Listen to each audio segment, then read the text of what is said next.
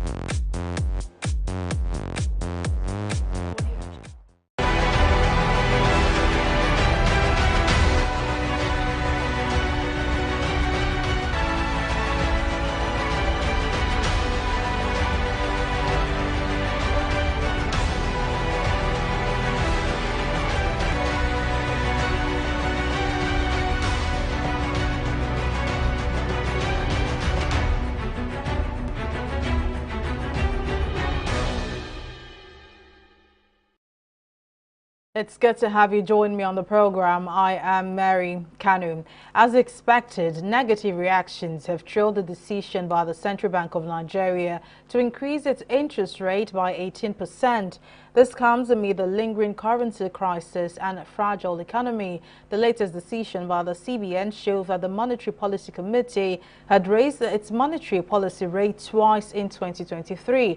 According to the CBN Governor, Godwin Emefiele, the decision was reached as part of the measure to stem rising inflation, which jumped to 21.91% in February.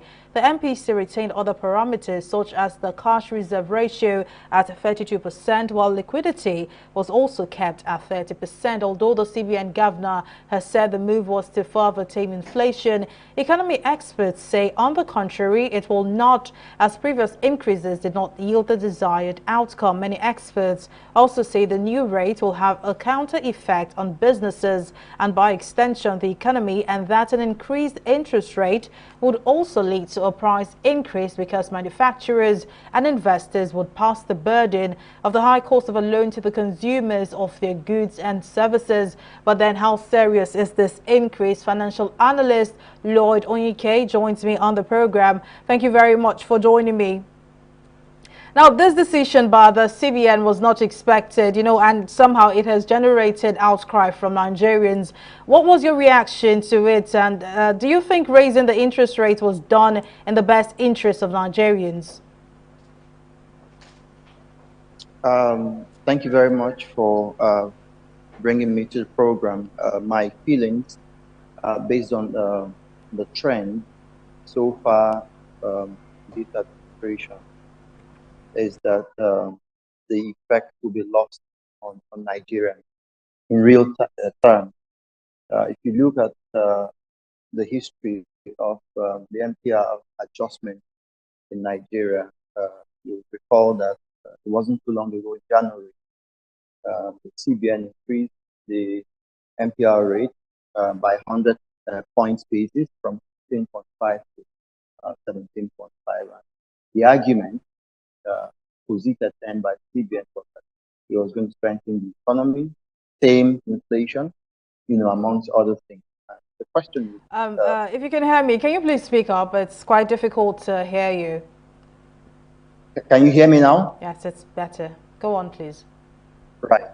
Yeah. So, I mean, all you need to do, check the increase that was done the last time the Committee on Monetary Policy met at the CBN to weigh the movement, the trend, if there was any progress made at all in terms of the economic indices. And there's nothing really to support the argument that Nigerians are going to see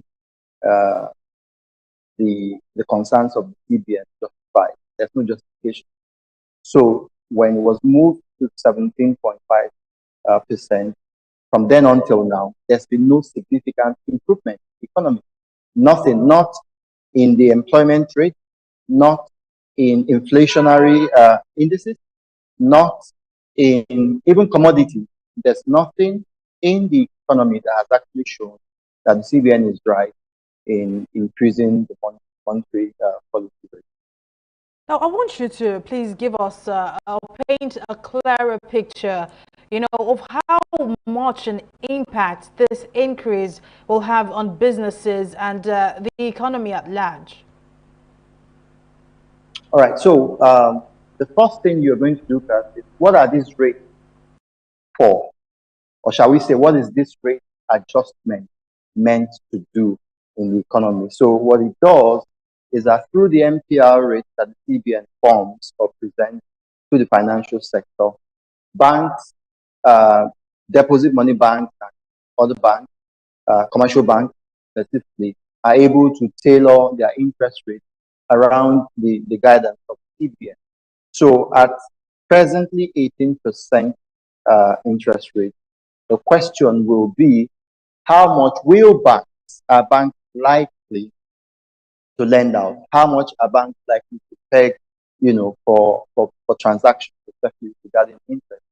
Chances are that I can assure you by practice, it can be less than 18%, which CBN itself has said.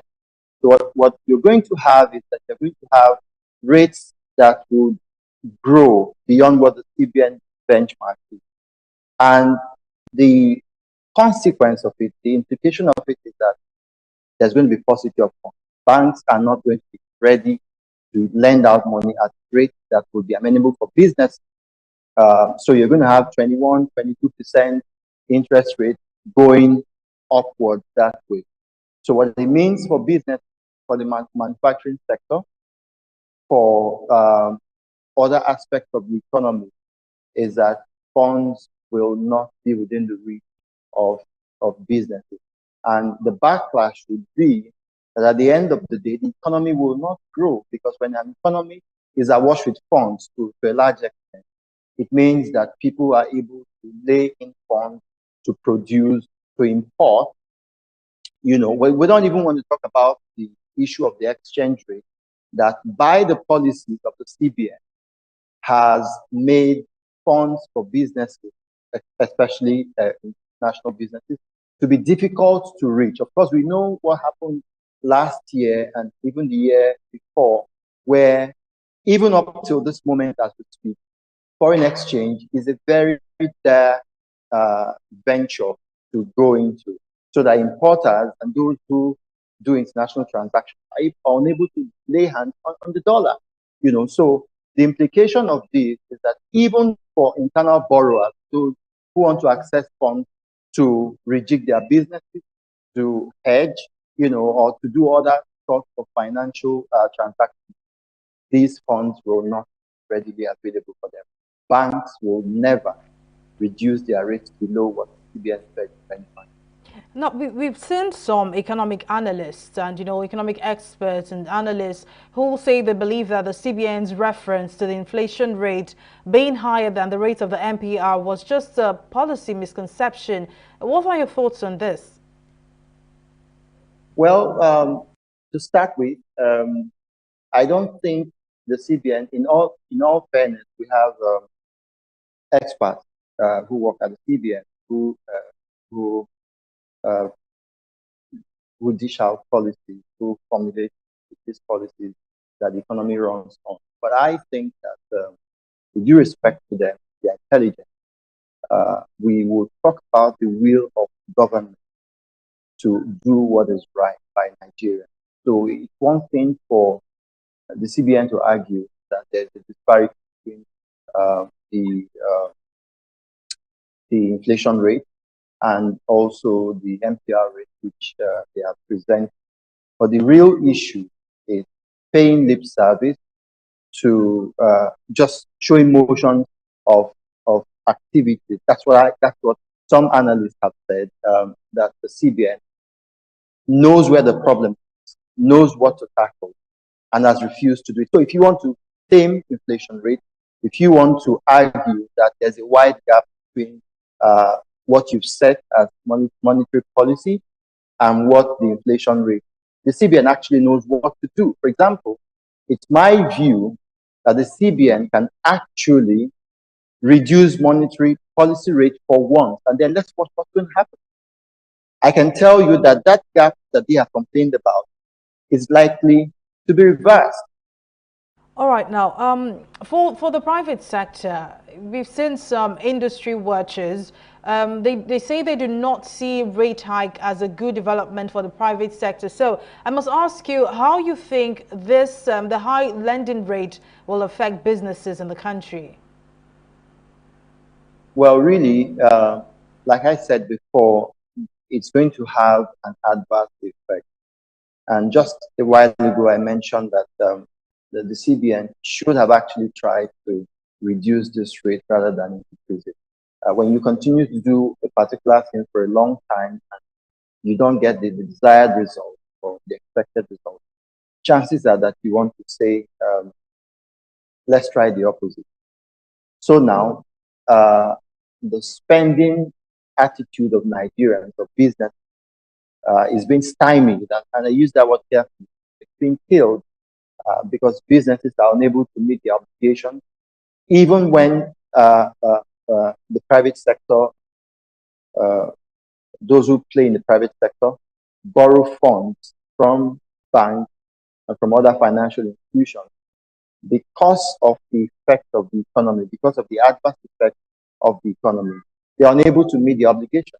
They are unable to repay as when they should do. So for the private sector, it is a turn off. Let me use that word.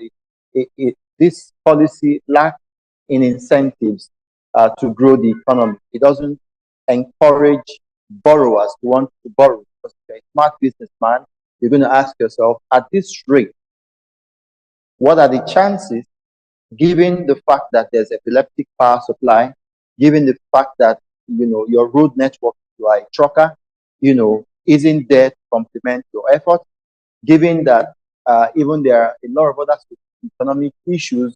If you are in the manufacturing, construction, engineering sector, you go to a site, you want to begin work, you have the meanest of the urchin, the area boys, the agberos coming to say, look, before you do any sort of work here, you're going to pay X and X and X amount of money. This wasn't factored in your build-up of, cost.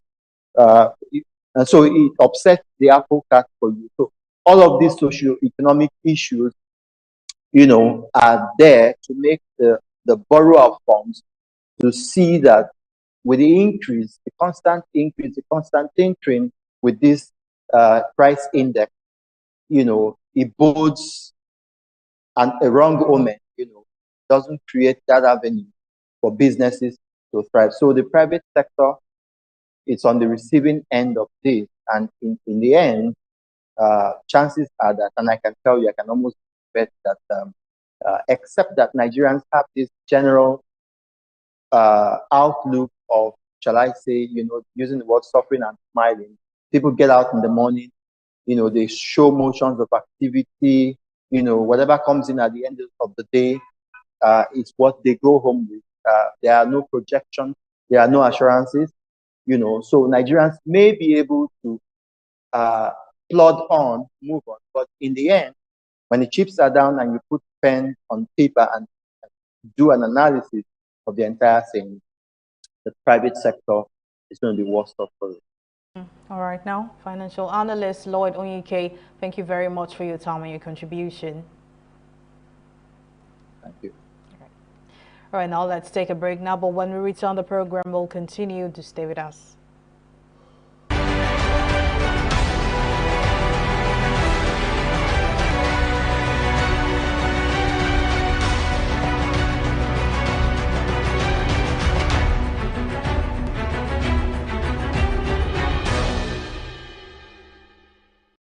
Welcome back. The just concluded general elections no doubt came with its different dynamics.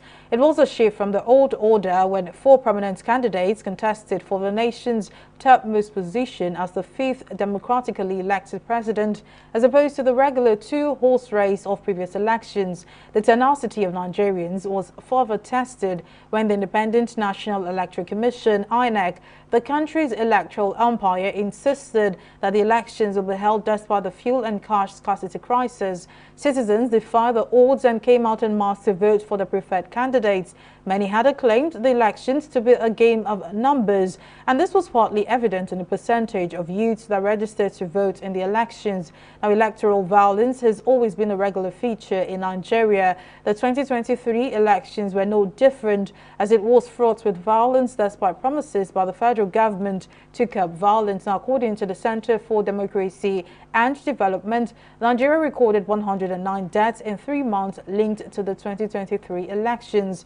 Although some say the elections were free, fair and credible, many disagree with the notion. For more insights into how the election went, I'm now joined by Chairman Ethnocopia Limited, Adewale Ajadi. Thank you very much for joining me. Now, it's been 1 week or less than a week after the governorship elections, and various reactions still thrilled the just concluded election. So let's start by knowing your thoughts. Are you impressed by INEC's conduct of the elections, compared with previous elections we've had in the country? Well, it is, for any fair-minded person, this is quite an improvement. And what are the improvements I'm talking about? The BVAS itself is a large improvement on past election. Let's be clear, when people criticize Nigerian elections, at least these last elections, it's because they expect 0 defects. And in a country of nearly 200 million people with over 350 different ethnic groups, with almost a split on religious lines, this is often what is a winner-takes-all system. And until our system is more participatory rather than representative, we'll have this problem. So these are not INEC's problem. The fact that there are violence leading to the election is not INEC's problem. It's our problem. It's our behavior. It's our choices. INEC had to ensure that everybody that voted was voting credibly. The BVAS, in many observers' reflection, worked about 90 to 95% of the time. That's massive. Now, the thing that people are complaining about is the IREV, which is the uploading of results. The uploading of results does not denigrate the manual process that was utilized to affirm that the votes counted was signed off by the party agent. Once that's signed off by the party agent as credible, collated in the states, then the uploading is a matter of technical issue. Now, if you look at the difference between the presidential election and the governorship election, you can see that there's been an improvement. So these are certainly issues that we need to understand and not denigrate INEC.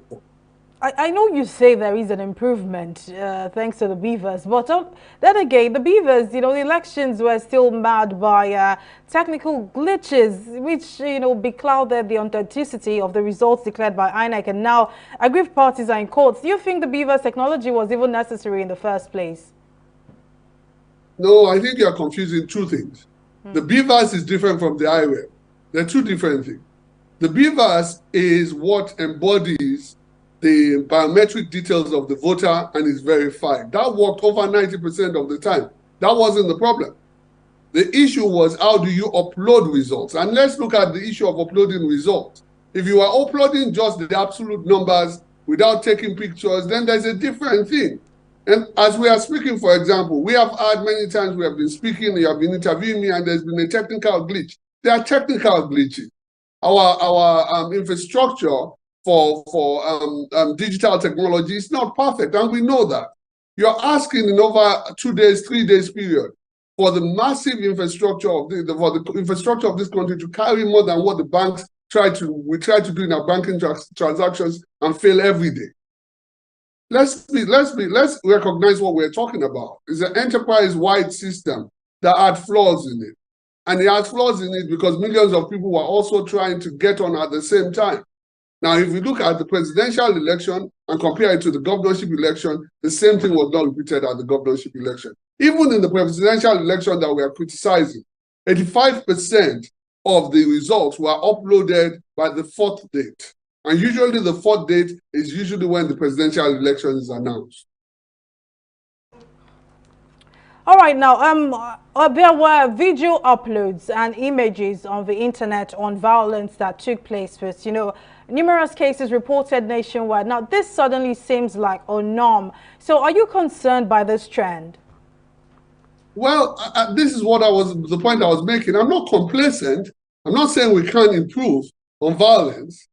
But to be honest with you, we are people, especially our men, resolve our differences with conflict and violence. Look at it across our life.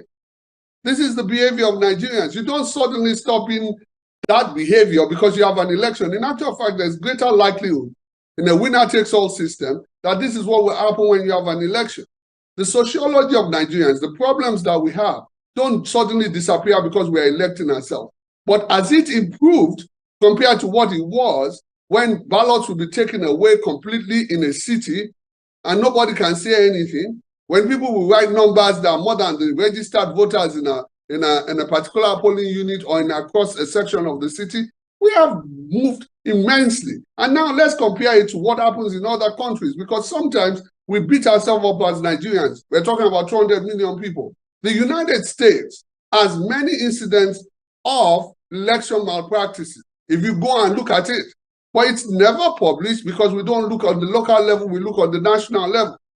And when things bust out like we had after the elections, the last elections, when people went to attack the Senate, you know, we take it as something that is out of the ordinary.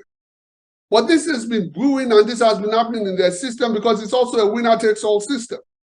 So let's be careful in saying, yes, there are things that we can improve and we must improve, but we are far away from where we are. And because people lose, they try to amplify the notion that nothing is working. You can't buy that lie. It's an absolute lie. During the elections, they demonstrated their commitment to the democratic process. But, you know, even with the high anticipation, many voters were disenfranchised due to various irregularities. Do you see this affecting the turnout of voters in the country's next election? We're talking the next 4 years, you know, because some already feel their votes did not count in this election. I don't know where you get that figure that people are disenfranchised. The people who are loud on the internet make sure that their voices are heard, and they are disappointed that their candidate did not win. That is a fact. But that people are disenfranchised, I think for most part, everybody that wanted to vote, voted. With the exceptions, there are exceptions to the rule. There are exceptions in the Southeast. In the case of the ballot box snatching, in the case of the ballot box snatching that we saw, the violence that we saw, clearly those people, their votes did not count, so they were disenfranchised. Well, I want you to count how many cases you're talking about. We have hundreds of thousands or millions of people that voted. I venture that you have less than 1,000 people that you're talking about. And you cannot use the case of our 1,000 people to judge the millions of people that voted. It does not dismiss the fact that there are things that we can improve. We certainly can improve on things. But let's not exaggerate what the issues are. Let's look at what the issues are. Now let's talk about the issue of voter turnout, which is bad in Nigeria. And it is bad in Nigeria because we have focused on the wrong things, in my view, at least to the exclusion of what we should focus on. People focus on election voting rather than political participation. And because election voting is considered to be the totality of political participation, people get disappointed when they don't get what they want and they don't come back to vote. However, if you have a system where firstly it's not winner takes all, which means that people can participate on different levels, Secondly, that local government democracy is active and local government is active. State government democracy is active. Then you have a better situation because people can participate all year round and don't have to wait until elections before they feel that they are included in the system of government. But right now, we only have a system whereby people vote every 4 years. And if they don't vote in those 4 years, they wait until what government does and comment on it in newspapers and online. That has to change. All right, clearly you've scored INEC high, but many may not agree with you. So I must ask you, where would you like to see improvements in the next elections from INEC?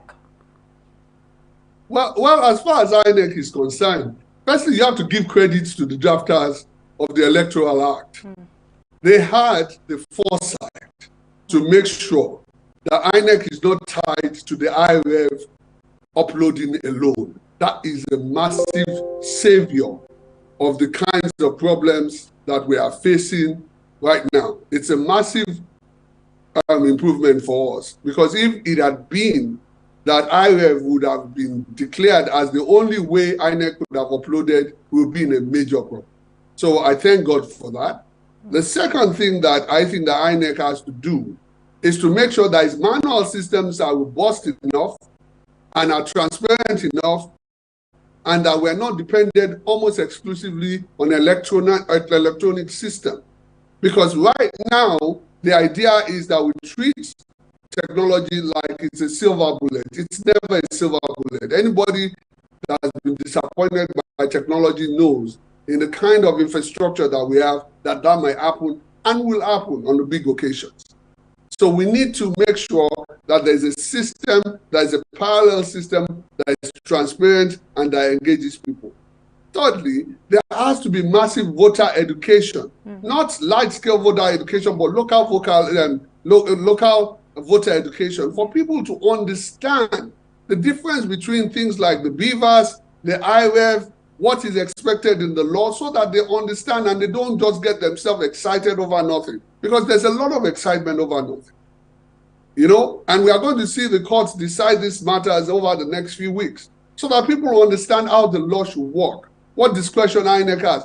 And remember this. It's very important that you remember this. We have a low-trust society. We do not trust each other. We do not trust government.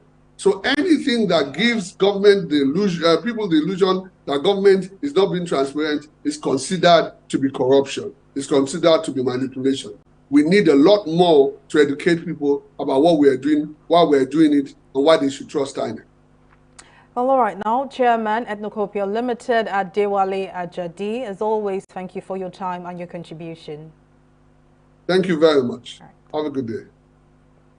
Well, that's our program this week. Thank you for watching. I am Mary Kanu. Bye-bye.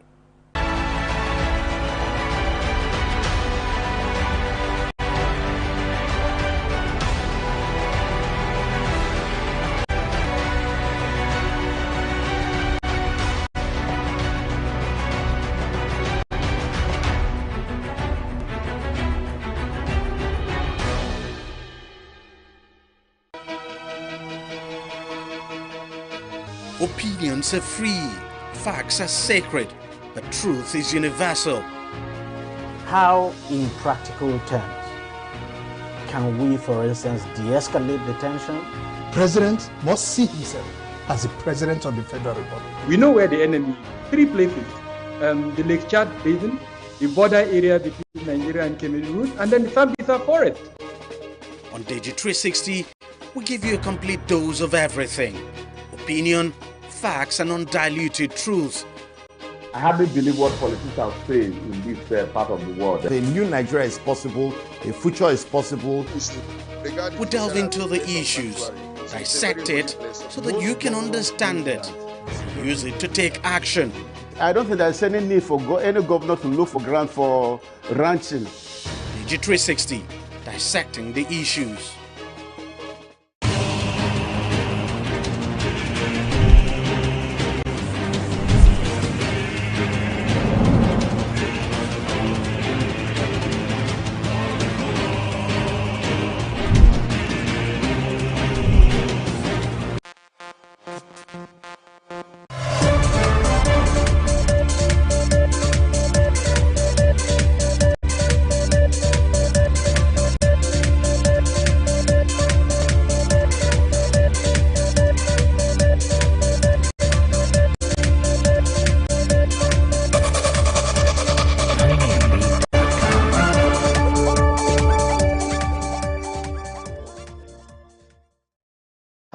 welcome to the program. I am Deji Badimasi. Now, 3 weeks after a dramatic round of presidential and National Assembly elections, Nigerians trooped out again to cast their votes now for the candidates of their choice in the governorship and State House of Assembly polls nationwide. That election, of course, took place March the 18th. Out of 28 states where governorship elections took place, the Independent National Electoral Commission has so far announced 26 winners, or governors-elect, if you like. Now, the election in 2 states, Kebbi and Adamawa, were declared inconclusive.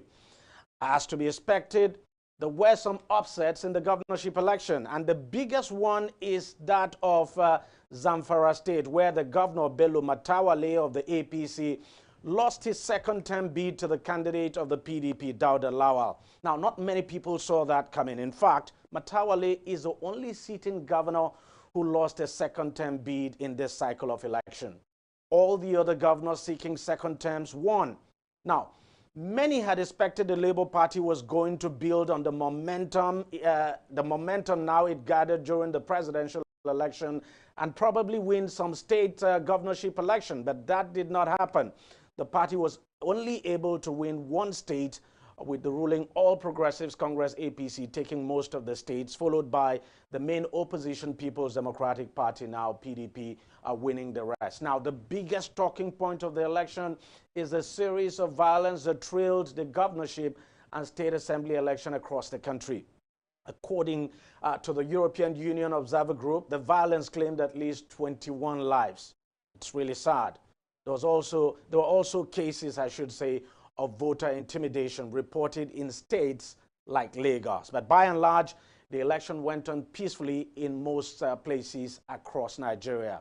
We now wait for the supplementary election in both Kebbi and Adamawa states to finally conclude this election cycle. So we'll wait for when INEC, of course, will fix those inconclusive elections. Let's now look at some of... we just take a deeper look now into how the governorship election actually played out. I'm now being joined on the program by 3 gentlemen to help us dissect the results and dissect the outcome of the election in some of the states. Now, I have here in the studio Dayo Akintobi, who is a political affairs analyst. Dayo, thank you for making it once again, and you've been with us throughout this process. Thanks for coming around again. Always a pleasure to be here. And then we have Libros Oshoma, who is a political affairs analyst and a lawyer as well. Libros, thank you as always for making it. First off, let me start with you, Dayo. How would you assess the governorship election generally? Well, all told, I think it went quite well, actually, considering the fact that only one of the incumbents actually lost and all the others were able to return, except for the states where governors had completed their second term.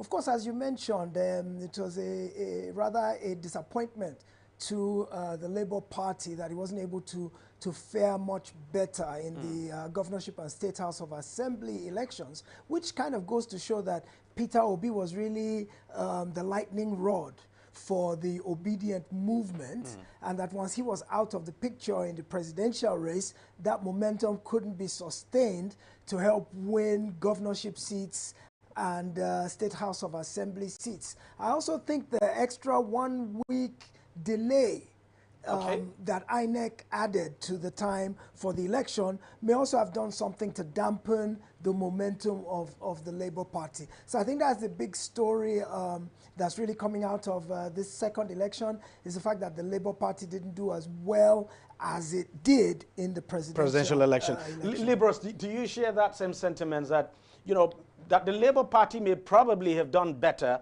if this election had taken place the way INEC had originally scheduled it, if there had been no postponement? Yeah, I do also, I don't think so. Because let's look at, if Obi had won the presidential election, that zeal, that momentum would have been there to continue, even if the governorship election were postponed 3 weeks or even 4 weeks after. You know, because the movement would be encouraged. But with what happened with the presidential election, the issue with the inability to upload results, that was one area where, you know, a lot of persons who felt they had hope in the system, you know, that dampened their hope. Secondly, also, a lot of them felt some of the candidates, take the Benue governorship candidate of the Labour Party, for example, who had traversed the length and breadth of the Haman Hembe, you know, from PDP to APC, different parties, and then to Labour. So a lot of them felt, you know, you could describe it as in Nigerian parlance what you call problem change name. So these are the same people who had been, you know, in the major political parties, really trying to ride on the goodwill of Peter Obi. If you also, you know, look at disagreement between the Labour candidate, between some of the obedience on the Labour candidate in Enugu State, for example, and the Abga candidates. You know, some of them felt the Abga candidate was more credible, you know, unlike Abia, where the Labour candidate had consistently been on ground since 2015. He's fought that on a battle different platform. On a different platform. He was in Abga, you know, until Abga became a cash and carry, you know, for politicians. I think he contested. Did he contest on the platform of PPA or something? Because I know he contested 2015. No, he was in Abga in 2015. And 2019? And 2019 he was in Abga, and it wasn't easy for him because most of the slots or the positions were on cash and carry basis, and so that didn't work heavily in his favor. And then coupled with the fact that let me quickly ask you something about Abia, even though we're still going to talk about it. What do you think worked for Alex Oti? Do you think the mere fact that he was running this time on the platform of the Labour Party was just enough to give him that seat? No. Alex Oti in 2015, if you remember, lost that election narrowly. A lot of people, you know, supported him. The fact that... but he didn't do well in 2019. No, he didn't. 2019, he didn't do well at all. The fact that Orji Zokalu didn't do well as a governor, followed by Theodore Orji, who took the ball, you know, even far lower than it was. Abba became like a heap of dustbin. And then and then Okezie Ekpazu came. They were seeing the good works of the governor of Ebonyi State, and they were always consistently comparing. So, you know, I was in Abia, if you remember the stories. Yes, exactly. You know, so... And so all of those things, it fired up the people when Alex Oti came again. And coupled with the fact that he was campaigning on the platform of a Labour Party, you had Obi. So that also encouraged a lot of people. So Alex Oti was already, you know, fully on ground in Abia thanks to the, you know, misgovernance of the PDP-led government. So that's little push from and that misgovernance lasted for a very long time. A very long time. Let's look at... you know, let's take a deeper look now at some of the results. In the Southwest, of course, governorship election only happened in 3 states, and these are the states Lagos, Ogun, and Oyo. Now, the other states' governorship election did not happen because, I mean, they've had their elections there earlier, so they had off-cycle elections. So let's look at the outcome of the election here in Lagos. The PDP was expected to give the APC a run for its money.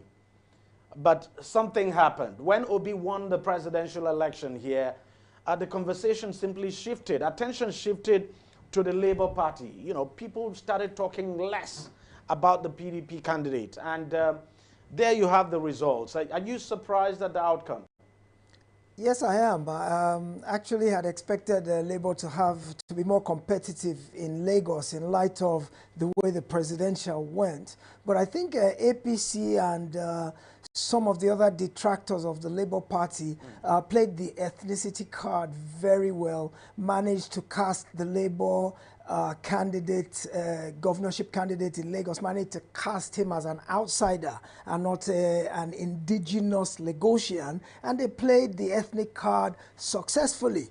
And well, you mentioned the PDP. Of course, Labour's entrance into the race was a negative for the PDP because every single vote that would have gone the PDP's way went the Labour Party's way. So that kind of was a knockout blow for the PDP to begin with. But the main issue focusing on the Labour Party is why they didn't perform to the level of expectation, or at least commensurate with what you don't think they did very well by getting this amount of vote? 312 is no mean feat. Well, juxtapose that with how they did in the presidential, and this looks poor. If you look at the fact that not only did they... But you don't think the issues this time for the governorship are different, and that you have different candidates now running. And so, you know, when the voters come into the governorship election, they think differently. Well, no, because I think the groundswell of support that the Labour Party got, it was kind of an adherence to an ideology. It was a movement. It didn't really seem to have much to do with the individual candidate.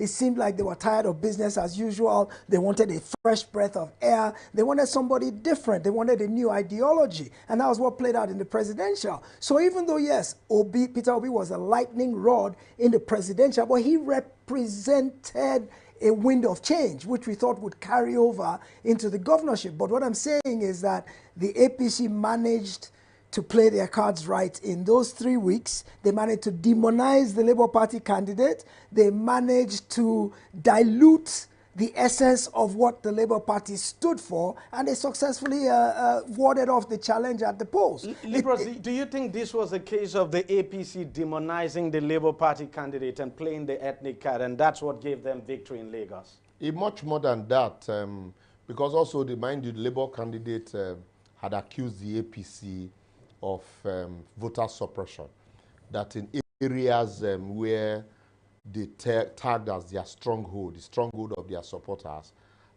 especially also people from the southeastern part of Nigeria, that there were voter suppression, there were violence in these areas, and that so ordinarily that these people would have voted for them. So these are some of the issues that they have raised.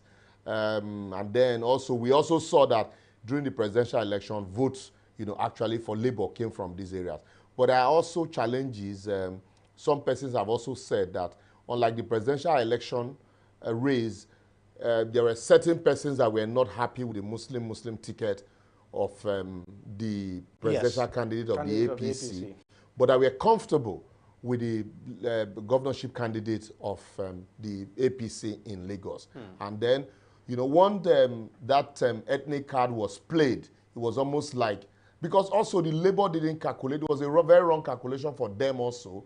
Immediately after the presidential election, the presumption was that, you know, certain persons gave, you know, the votes. Certain ethnic groups. Ethnic group. And yes. then, you know, all of a sudden... And you got the impression like the Labour Party was trying to appeal to that ethnic group. That ethnic group. So and all of a sudden, his mother was brought into Chinedu added to the name and, you know, all of that, of the candidate. And so it was, it became a very good weapon for, you know, the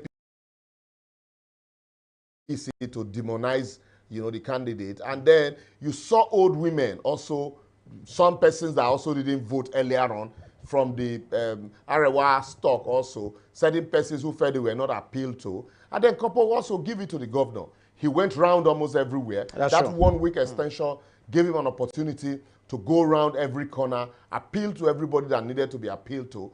And so you saw a lot of them coming out to say, you know what, this time around, we are not going to fold our hands. So if you put the numbers, you see that actually a lot of people, you know, also actually came out. But quickly, if you permit me, Ogun State, because it is the same, same region, what happened, if you look at the two major candidates, the PDP candidate and then the APC candidate, are from the same Remo, you know. So a lot of Remo votes went for, a lot of the Jebu votes went to the PDP candidate because the idea and the impression was that another person from Remo, you know, would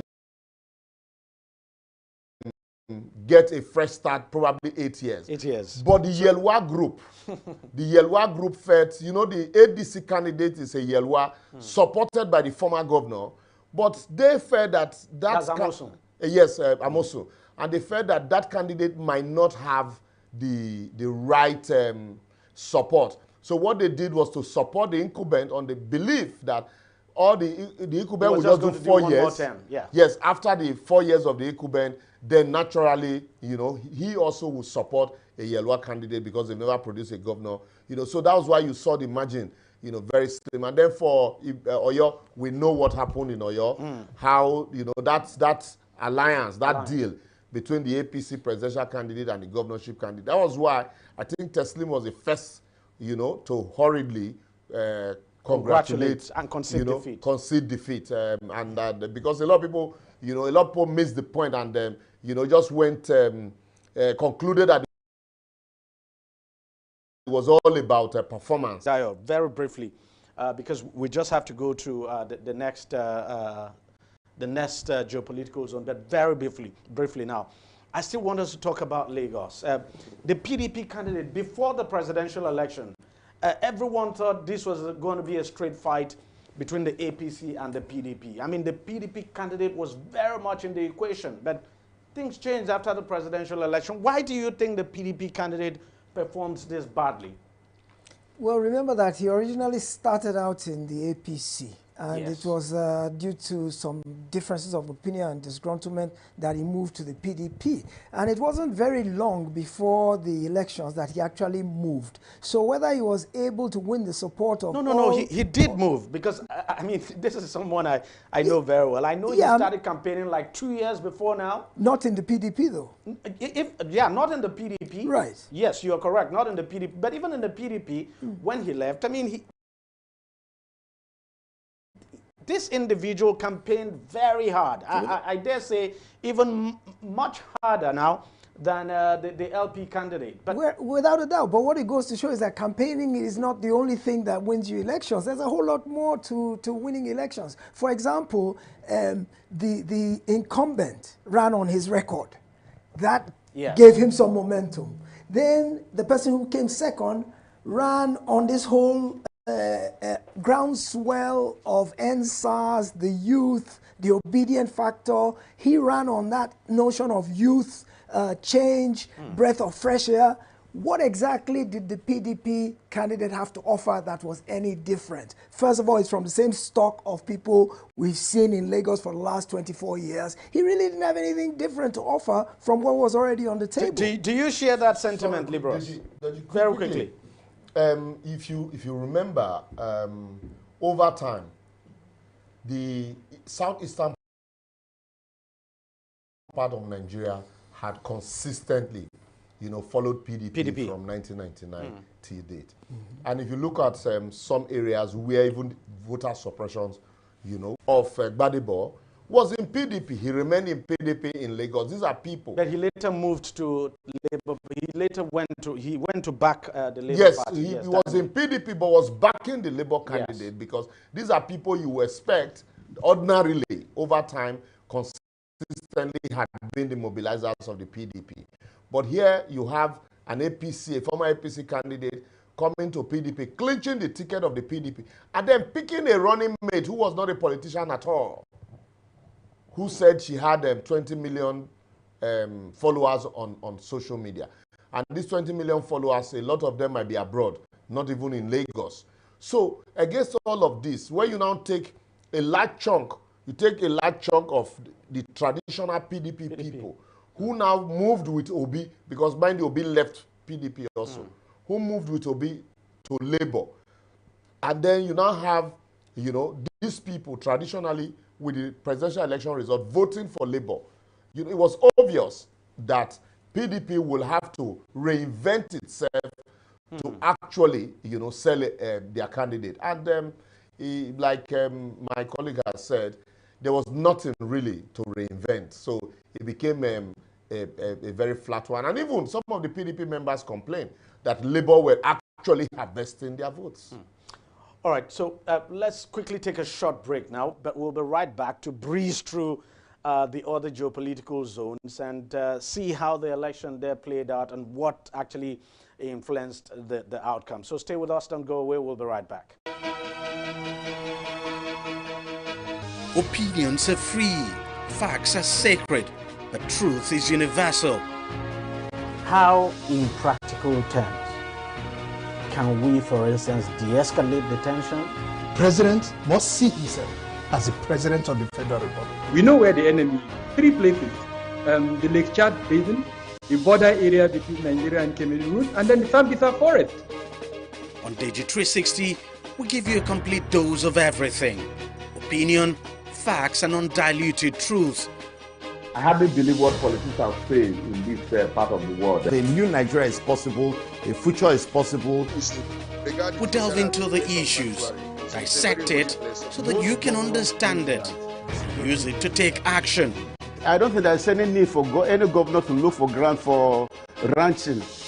TV360, dissecting the issues. Welcome back. Now, if there was one region everyone had expected the Labour Party to probably clear just during the governorship election now, that region would be the Southeast region. But it just didn't play out that way. Of course, the Labour Party tried, but at the end of the day, it was only able to get just one state. And that state, it was a tough fight, I must tell you, because, I mean, at some point, INEC had to shift the collation of results in that state now, that's Abia State, by 24 hours. I still have Libros Oshoma and Dayo Akintobi here with me. Libros, you look at what played out in the southeast of the country. This is one region that many people had expected, especially after the presidential election, with the way Peter Obi swept the southeast. I mean, many people had expected it was going to be a clean sweep for the Labour Party in the governorship election, but it didn't play out that way. Yeah, you see, if you look at Enugu State, for example, all the three major candidates from PDP, Labour, and APGA were all from a Bano family, political family. You know, the three of them served in the government of Chimaroke Nnamani. One was nominated as a minister, Frank Wike Jr., and the rest were in the government. And so it's almost as if, you know, it's a battle on familiar terrain. They were also, like I said earlier on, no unanimous agreement between, you know, the obedient members of the obedient group who you know, consistently had maintained that they are not members of Labour, you know, on the candidate in Enugu. So some had said, look, Frank Wike Jr. of the APGA. And then you also have the agitation from some members in some persons that the PDP candidate was from Ebonyi State, that an Ebonyi man could not come to contest and run election in Enugu, that his great-grandparents migrated from Ebonyi. You know, those allegations were there during the campaign. But that power of incumbency and that 2 weeks window also gave them an opportunity to also, you know, cover a lot of grounds. But one thing is very instructive that I have noticed among the southeastern voters. They are very Republican. They tell you Igboenweze, you know, so they don't have one leader who will direct, you know, unlike the Southwest, where to go. A lot of them supported Obi for presidency because they also believe that it was the turn of the Southeast to produce, you know, the #1 person. But when it came to other elections, they went to their different bases. After that, they went back to their different individuals. They don't like. Could that also be the reason why, for instance, in Anambra State, where Peter Obi comes from? I mean, his party didn't do well in the state assembly elections. Yeah, because it was only able to win 4 seats. APGA still dominated. Yes, because for the Anambra man, for example, an Anambra man can follow you, but will not want you to dictate to him. Yeah, for the presidential election, they gave it all to Peter Obi. But in the governorship election, they all went back to their individual camps and candidates. The only reason why even the speaker lost the election to the Labour candidate was because they had a zoning arrangement that, look, it's a turn-by-turn thing in his area. And so, but he insisted on going for a third term. And that's why the people rally around, you know, the young man in Labour, and he defeated him there. So, but if you look at the numbers generally, what this spoke volume to say, look, we still know our people, so we know who, you know, we want. And Peter Obi is not on the ballot. Peter Obi is not going to control some of these persons. They know them. They might just be riding on the name of Peter Obi. And therefore, Ebonyi, you know, the governor in Ebonyi has performed creditably well. You know, Umahi performed, built bridges, turned Ebonyi into, you know, what you call a small, you know, one of the best performing governors in the country. And that cost the Abia State governor a lot of problems, headache. So he also did not allow Labour to even take roots in Ebonyi. He didn't allow Labour to take roots in Ebonyi. And so consistently, he's giving them, you know, a tough battle. And so that's why you saw that Ebonyi was easy for PDP, APC, sorry. Then Abia. We've talked about Abia and it was for Alessoti to lose, but finally he took it this time. And of course, the PDP's performance over the years in Abia State didn't help matters at all. But tell me, Dayo, you look at the Southeast, the outcome of the election in the Southeast. What's your take? Well, I agree with liberals. I think the fact that the Southeast believed it was their turn, that is long overdue. And it's not just the Southeast. Remember, Afenifere also stood on the grounds that it's the faction turn of Afenifere, some would say. Yes, a faction. Well, some would say it's the Afenifere, some would say it's just a splinter group, who knows? Only they internally know what their leadership structure is all about. But yeah, a lot of people believe that in the interest of justice, fairness, and equity, that it is long overdue for the Southeast to have produced the president. And so the indigenous of the Southeast themselves rallied around that cause in the presidential. And so it was almost homogeneously, maniacally focused in one direction for the presidential. But as Libra said, everybody now reverted to their comfort zone when it came to the governorship and the State House of Assembly. Personal, individual interests of where I am from, where the candidate is from, what the incumbent did when he was there, what the divisions are between the various parties. All those things came to bear in the smaller governorship and State House of Assembly, where the opinion was that there was a whole lot less to lose than at the presidential level. So I think that's what we saw playing out with those distorted numbers. Well, not distorted, but unbalanced numbers that we saw in the Southeast. All right, let's take a look at the next zone now very quickly, the South-South zone. Libros, would you say it's a surprise that the PDP won Rivers State? For me, I don't think it's a surprise. But you look at Delta as well. So, Libros, give us your thoughts. Delta and Rivers. Yeah, with what happened in, let me start from Delta. With what happened in the governorship, presidential election in Delta, where the Labour candidate, made a very strong presence, and that 1 week extension, we always talk about the 1 week extension. The PDP was demoralized. And the Labour Party was a no-show in Delta. Look at the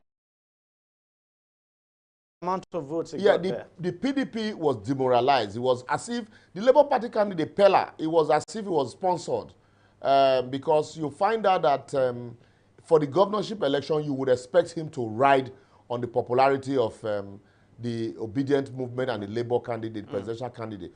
But it also seems as if the Labour presidential candidate was not interested in the policies of Delta, because he visited quite a number of other states, but I cannot remember him stopping over, in Delta states to even help in a campaigning in Delta, just the same way he did in Lagos. So it became a battle between the PDP and the APC. The Bori faction in PDP were not too happy with the COA faction. We also learned that they splitted into two. Some went to Labour, some went to APC. Omo Agege banked on the fact that he was going to get, the vote from the central. But what the result has shown is that Ogboru, who had consistently, been on the ballot and a candidate for that election since, I think, 2003. Ogboru was candidate of APGA in this election. So, but he didn't make any show. Yes, it was as if Ogboru, when Ogboru was on the ballot, it took more shine. And then another thing is that the two candidates of the PDP, the two major candidates, Sheriff Oboroweri and Omo Agege, are from the same Urobo. So it was like, the Urobos will have to share votes. And you saw it in Omo Agege's numbers. But for the Ishekiris and the Delta North, where, what do you call it, Okowa came from, they rallied around Sheriff. Obviously. And so it was obvious that the numbers came from these places. And so that was how, that went. But for Cross River, the governor, if you notice, the anger of the people in Cross River had consistently been against Ayade as Ayade's performance. In Cross River State, he was the only senator in the APC that lost his senatorial zone but he to the played PDP. a smart card this time. Yes, but for this time, because for the senatorial election, the APC got 2/3. Yes. And Ayade lost the election. And so it was also, very convenient for them to also work on the fact that they had, they have 2 senators in the kitty. And if they concentrated on just those 2 places, and then just a little numbers from Ayade's zone, definitely we're going to coast home. And so that was what, they did. And considering the fact, considering the fact also that you have a lot of House of Assembly members who also, had left for the Senate, like the former speaker or the current speaker is a senator-elect. The deputy speaker also is going to the House of Rep.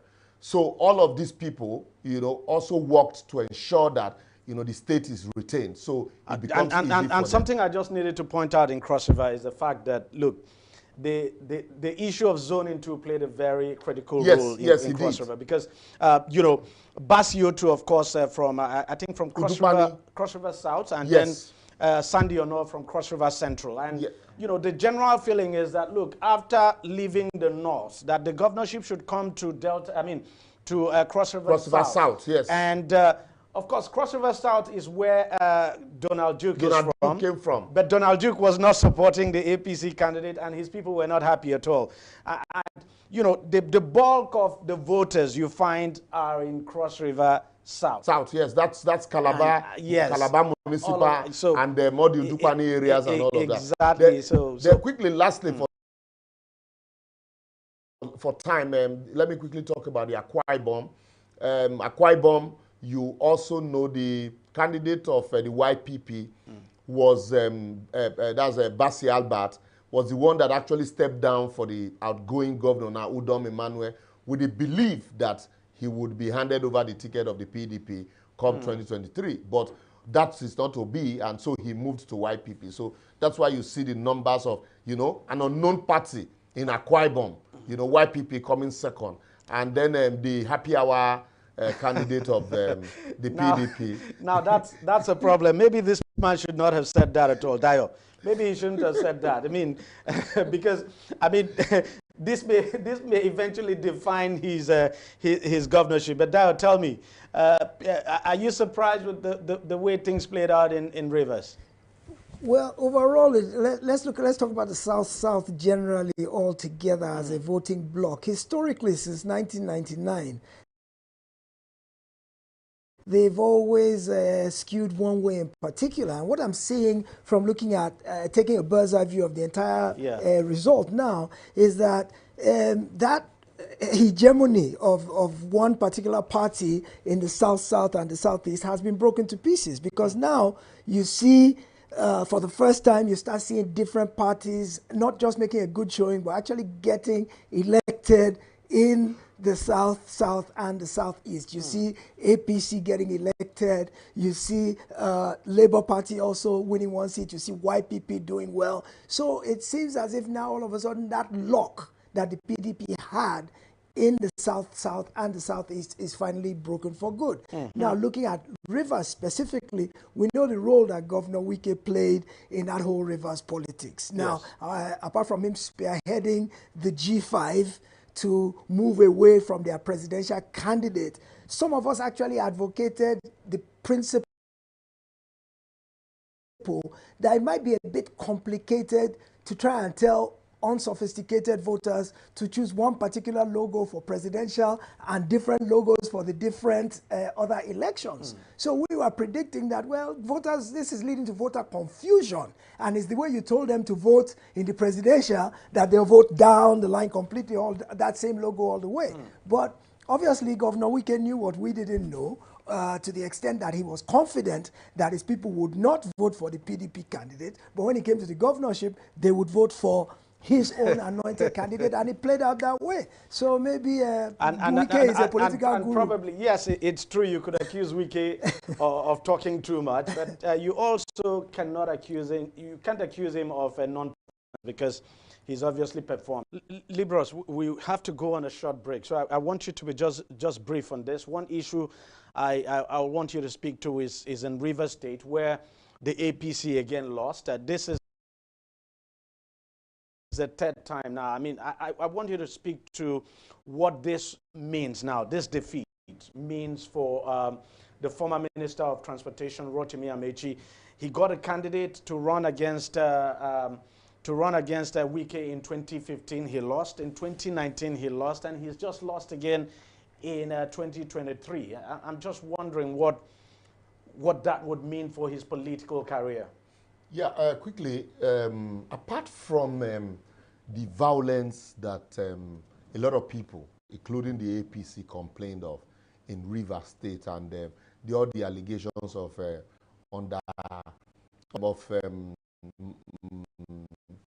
what do you call it now, manipulations levied against Wike. In 2015, there was an allegation Amechi made.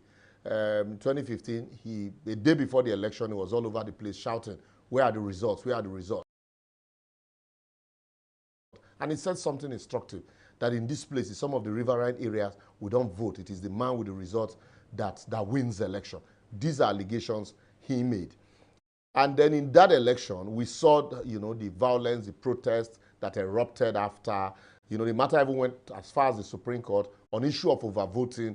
Remember, card readers were used. Yes. And then the Supreme Court said, since card readers was not part of the Electoral Act, overvoting can only be reckoned with the voters' register. That laid that petition to rest.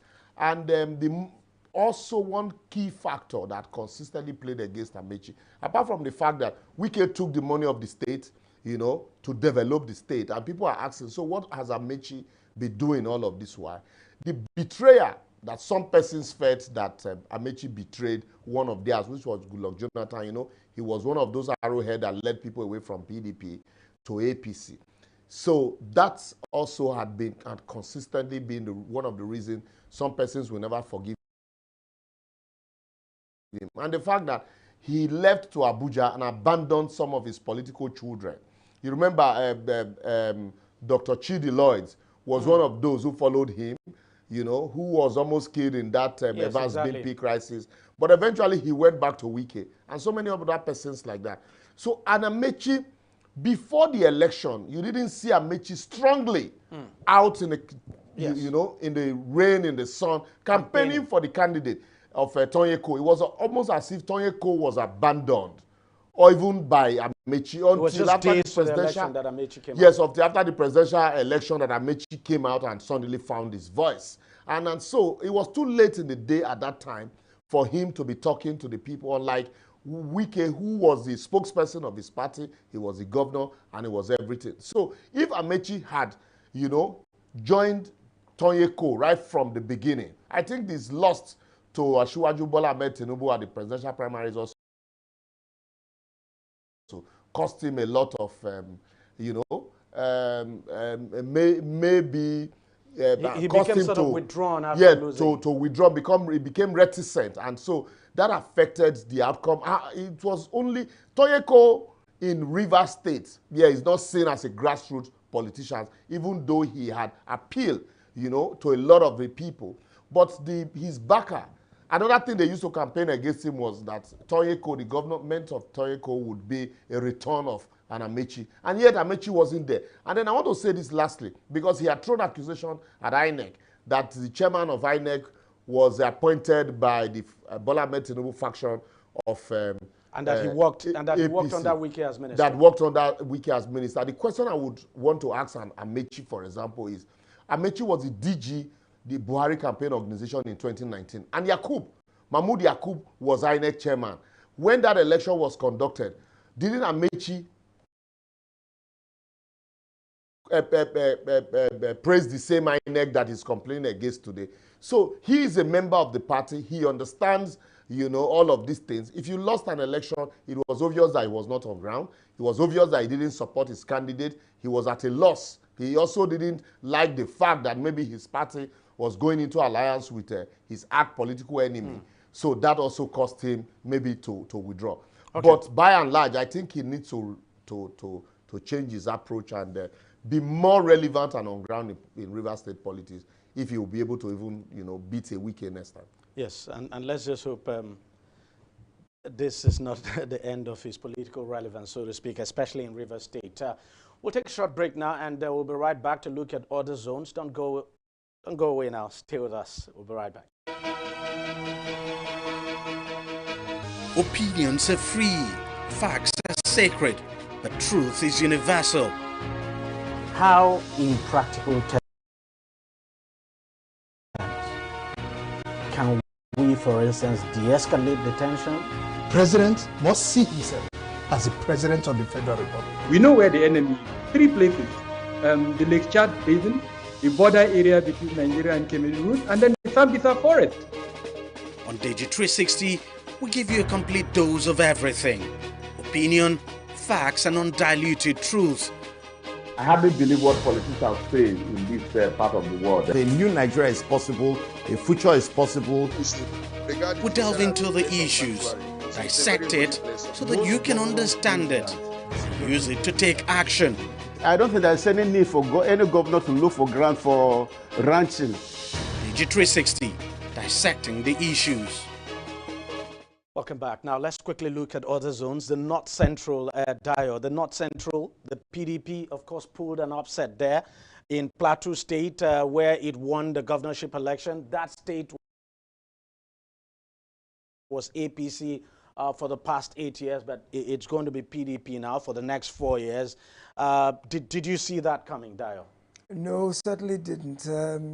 Like you said, it's been... And that's the state of the campaign DG of the APC. Exactly. That's what even made it a bit more surprising, is the fact that it's been in the APC's hands for 8 years, and then the DG of the campaign is from there as well. But it goes to show that this particular election... So different. Is like none other we've ever seen Honestly. before. None. And for those who are complaining about the violence and the irregularities and so many other things, the bottom line is that when you look at holistically at all the results, and you see that APC lost 12 states overall, and you see that 20 governors lost their states in the presidential, and you see that 7 governors lost their bid to go to the Senate, that goes to show you that the will of the voters is what prevailed all the way in this election. And you don't have all these landslides you used to have in the past. No. And all the fact that in the past they could write the results any which way they wanted, this seems to reflect the will of the people as best as we have seen in recent times. So I don't think there's too much to complain about. Of course, the loss of life is disheartening, and we wish it didn't happen. The failure of Beavers wasn't the best, and we wish that didn't happen as well. But overall, I would say that what we have at the end of the day is as close to credible results as we could expect. So I think those who won have a strong mandate with which to go out and improve the lot of Nigerians and move our country forward. And those who lost have a lot of lessons to learn from why they lost, especially in cases like that Niger state that you just talked about. Plateau State. Plateau State, I'm sorry, yes. So Libros, let's talk about Benue State. That's one state that, well, if you like, was like in the eye of the storm, because everyone was looking out for what was going to happen in that state, especially given the fact that you have a governor in that state who, for want of a better word now, you could say garrulos, or if you like, but, talks a lot. And eventually, the PDP lost the state. That, Reverend Father, you think made the difference? No, but quickly, let me before I go there, so I'll tie the two together. What happened in Plateau State is akin to what happened in Kano State when Shekarau took over from Kwakwaso. The candidate of the PDP, remember, he was a local government chairman. Yes. Under the previous administration, and when Lalong Solomon, the current governor, Dalong, came along, he sacked them, even though they were 1 year to the expiration of their tenure. And they, despite all plea, despite court granting orders, the governor insisted that, he was going to have his way. So he became the voice of his colleagues, you know, and consistently worked his way to the heart of the people. And with what we saw, you know, the Plateau, you know, consistent crisis, and with what we saw in the presidential election, it was obvious that Plateau was, you know, for the taking if not careful, if the APC was not careful. And so that was what played out in Plateau. We saw it in something I want you to also talk about. You remember in Plateau State, the APC, I mean, the Labour Party did very well. Yes. In the presidential election. But in the governorship election, the people just chose to go to their traditional base. In the presidential, in the governorship election, the Labour Party candidates, just like the Labour Party candidate in Delta, you know, wanted to ride on the sentiment of Peter Obi, but he wasn't that popular. He didn't fly. The most popular candidate in that election was the PDP candidate who had been in the face of everybody, talking about the injustice that was meted out to former local government chairmen, you know, and so he was his to take. And then for the same thing, we saw it happen in Ekiti under Fayose. We saw it play out against Kwakwaso by Shekarao, the disagreement. And then the same thing played out in Benue. Apart from Autumn being known as the defender of the Benue Valley, the only time you hear his voice is anytime, you know, at Mount ND, anytime it's time to pay salaries, you hear him talk about Fulani headsmen. You know, I call him the 100-meter dash governor who had to run in the bush. And, you know, but apart from that, I've been to Makurdi. I've traveled all the way from Makurdi to Vandekya through Boko. There is really nothing on ground to campaign with. Suswan, you know, Akume, Suswan took over from George Akume. Yes. And a lot of people fed there were innovative ideas introduced by Suswan that Autumn, mind you, Autumn left the PDP, yes, moved he came in as an APC governor. And that Buhari sentiment gave him the victory. And so a lot of people expected him to build on all of that, but nothing. The only viable industries in the state are owned by Autumn. And all of the industries that were started by Apeaku in 1979, the Benue Bricks, the glass factory, and the rest, all of them had gone moribund, and the state government even advertised them, you know, for privatization, and there were allegations that it was Autumn's company that were bidding for this. So a lot of these factors worked against him, and the Reverend Father had been the voice of the opposition. He's been vociferous, supported by George Akume, also, you know, who's been in APC, and that worked for him. There's a word, a lot of them, on the day of election. Yes, Father. There's a word, exactly, yes, Father. So, and the moment that, even though you have some people who supported Hembe, because Hembe also has a controversy as the Labour Party candidate, who has a lot of issues with elders across board.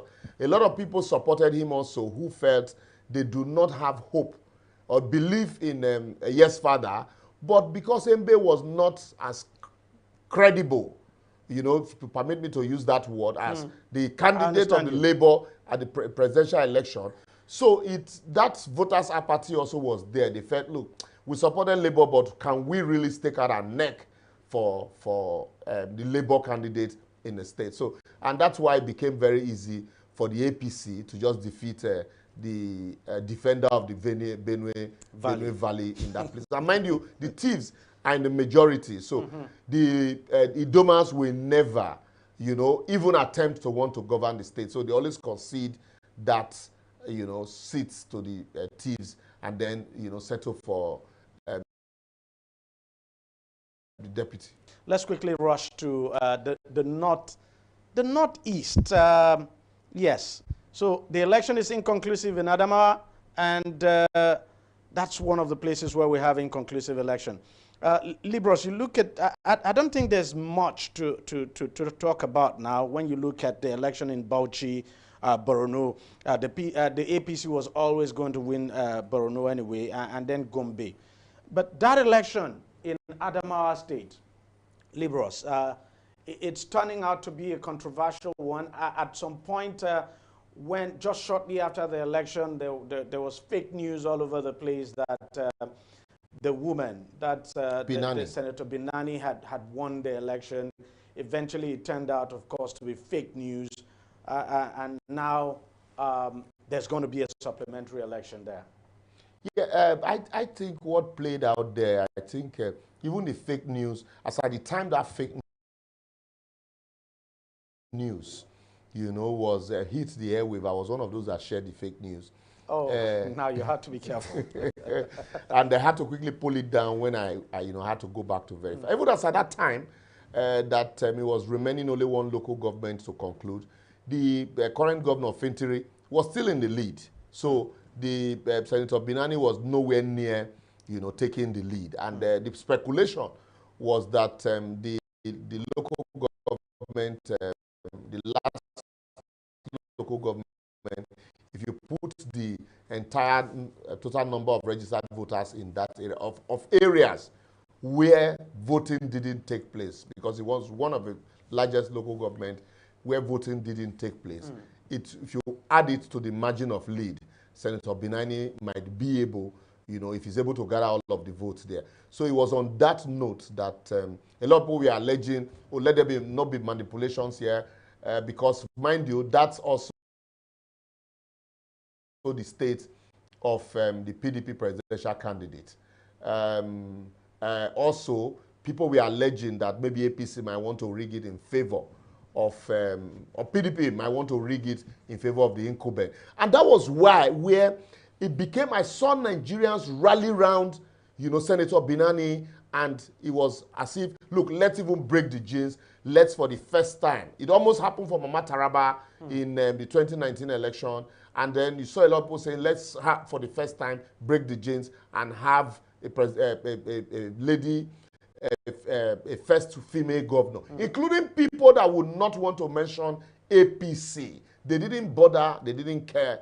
The platform the Senator Binani was, on, all they were just concerned about was that, look, if anything should happen to this election, Nigeria will never be the same again.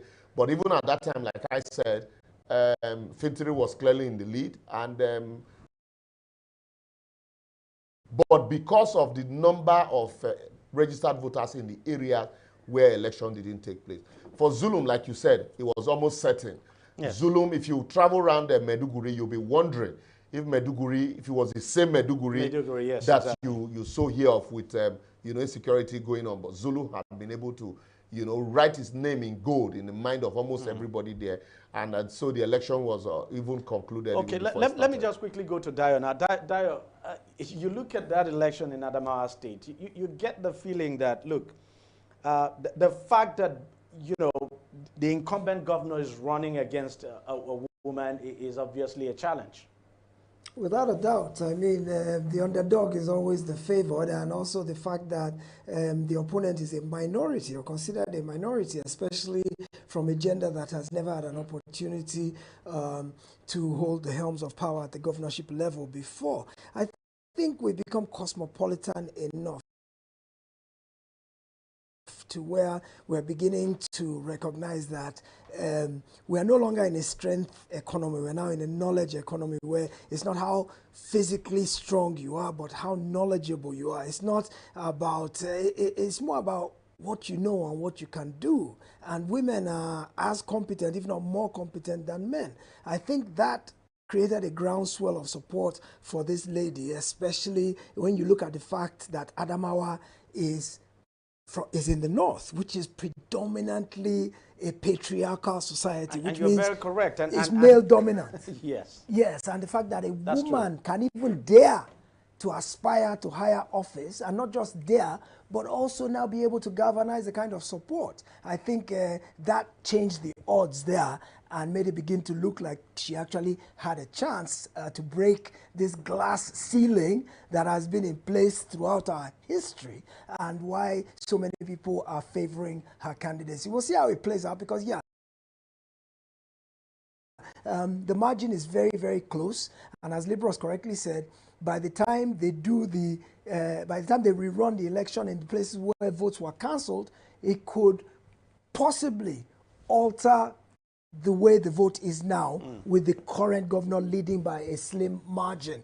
The number of outstanding votes that were cancelled is enough to obliterate that margin between the first and second. So we'll wait to see how the supplementary election plays out. But the bottom line is, I think the whole experience has deepened our democracy. It is progress for our democracy. The fact that we have a woman contending for governorship and is a heartbeat away from actually getting there. The fact that we have a Catholic reverend, a Catholic priest in a predominantly Muslim state actually winning an election. Benue is actually not a predominantly Muslim state. I checked it too. I checked the percentages on Google. Oh, really? Yes, I went, before I made that claim, I went to actually look, and I put it in Google that what is the predominant religion in Benue. Google is wrong. I doubt it, because I think the dominant religion. Google is not infallible. They are predominantly Catholics. Catholics, yes, exactly. Okay, all right. So they're I thought as much, which was what led me to check. Christians, and that's the reason why. You know, you look at the governors of that state over time; they've always been Christians. This is the second time they are having a father for a governor. Yes, it's the second time, yes. And, you know, we just wait to see. But it's beginning to look like, you know, Nigeria's next, or Nigeria's first female governor, elected female governor now, would come from the north. Even if Binani doesn't get it, because, of course, it's going to be very tough, I must admit, from my experience of covering election, especially supplementary election, when someone has established a lead, it's always very difficult to obliterate that lead now and take over. But, you know, this might just be different. We'll wait and see. But let's quickly talk about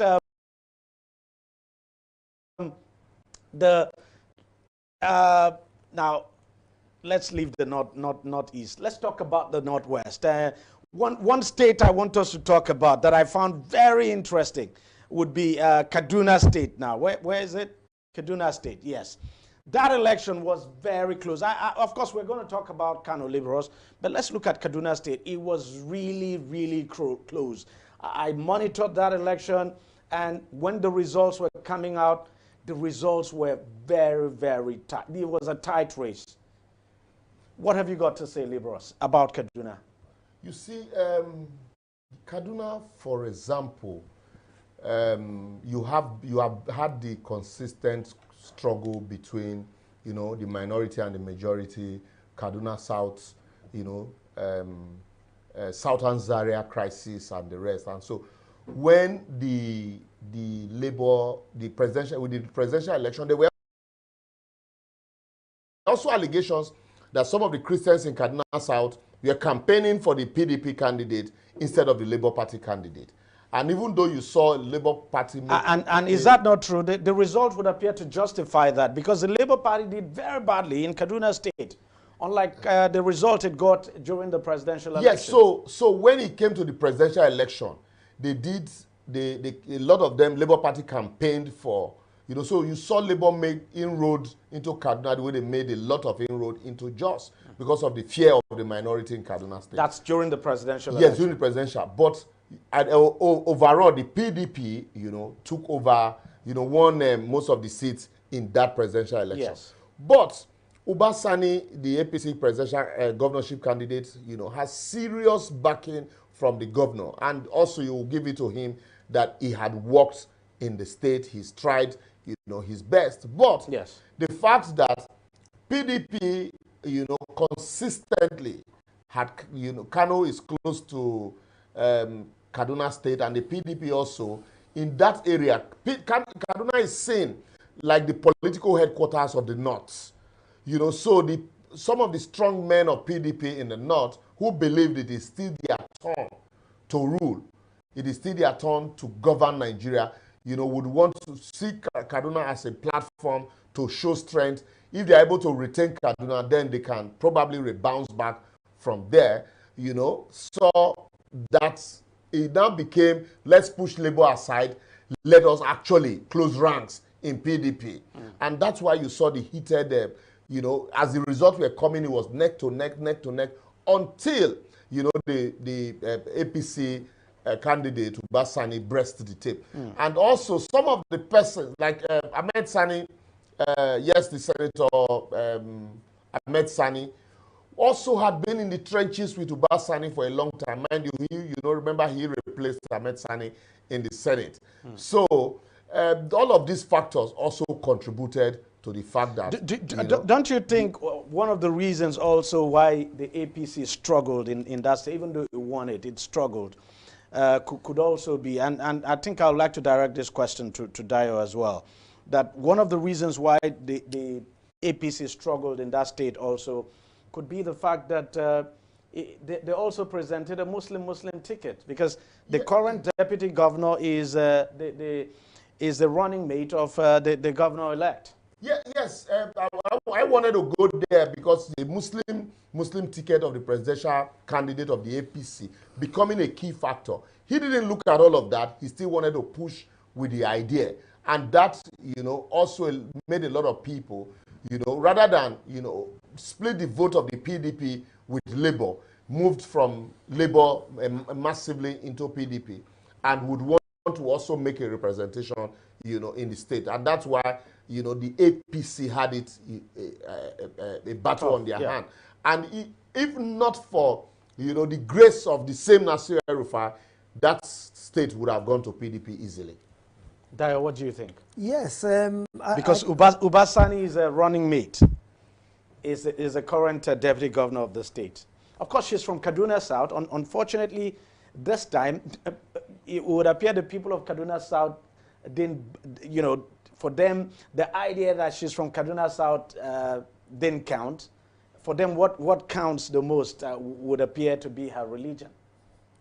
Well, you see, it's interesting because on the one hand, in some cases we are saying... So how does one identify? It's a problem. Yeah, because in some cases we are saying, well, religion didn't matter and it was the ability that people voted for. In this case, we are not saying, well, Muslim ticket made a difference. In the presidential, the Muslim didn't sit well with some people to where it alienated them, but in some governorship elections is what has made the difference. I also don't think we can discount the El-Rufai factor, though. Yes, because, that's true. Yeah, I think he played a major role, especially remember that he came out very early in support of the presidential candidate. He stood very strong and even locked horns with the federal government and the CBN. He was the first one to come out with that allegation that the whole Naira redesign policy was targeted at their party's presidential candidate. So the fact that he stood so strongly behind his candidate, I think, also played a major role in helping that one crest the finish tape ahead of the competition. Of the competition. Yes. And if you ask me, look,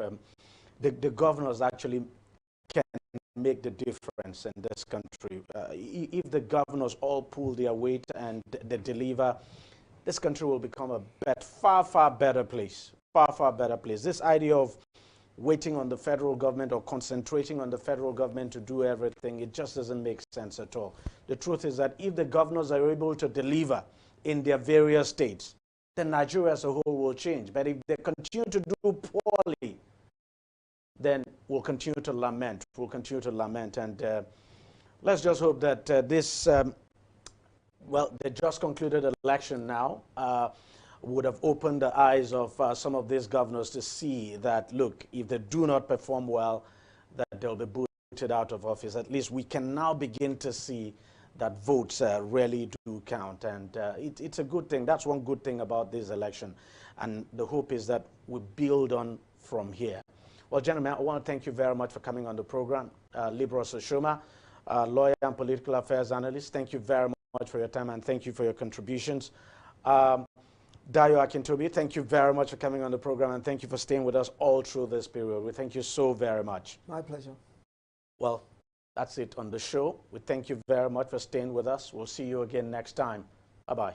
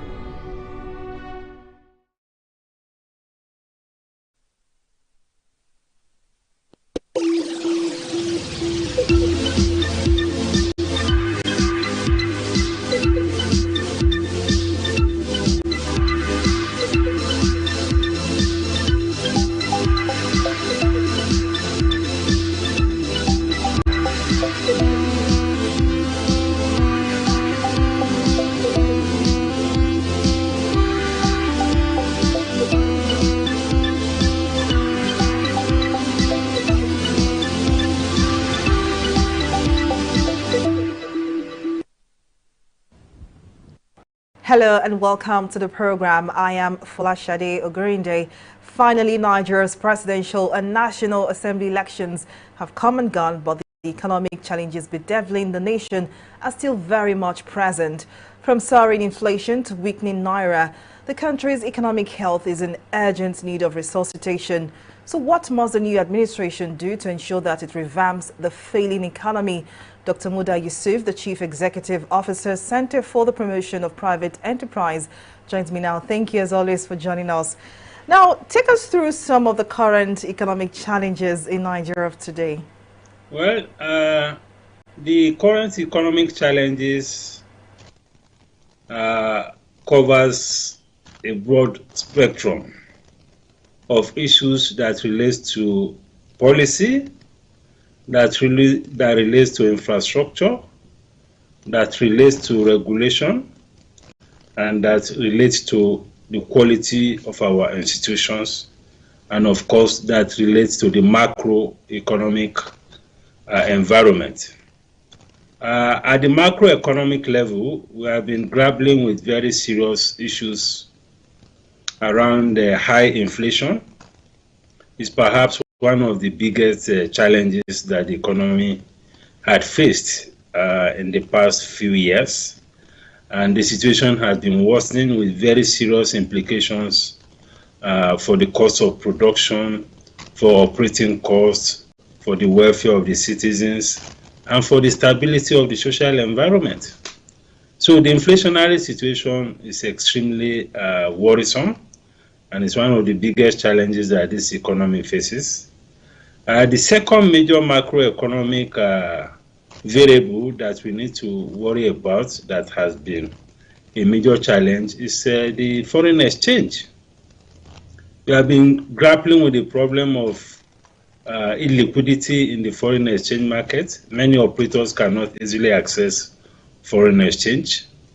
We also have been dealing with the problem of exchange rate depreciation, which is also of a major concern, and this is also one of the factors that have been fueling inflation.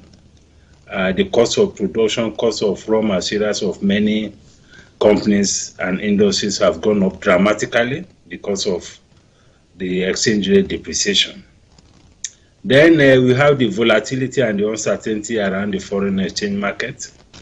We have the issues of round tripping and absence of transparency in the foreign exchange market. So all of those things are very significant macroeconomic challenges that the economy has been facing under this administration.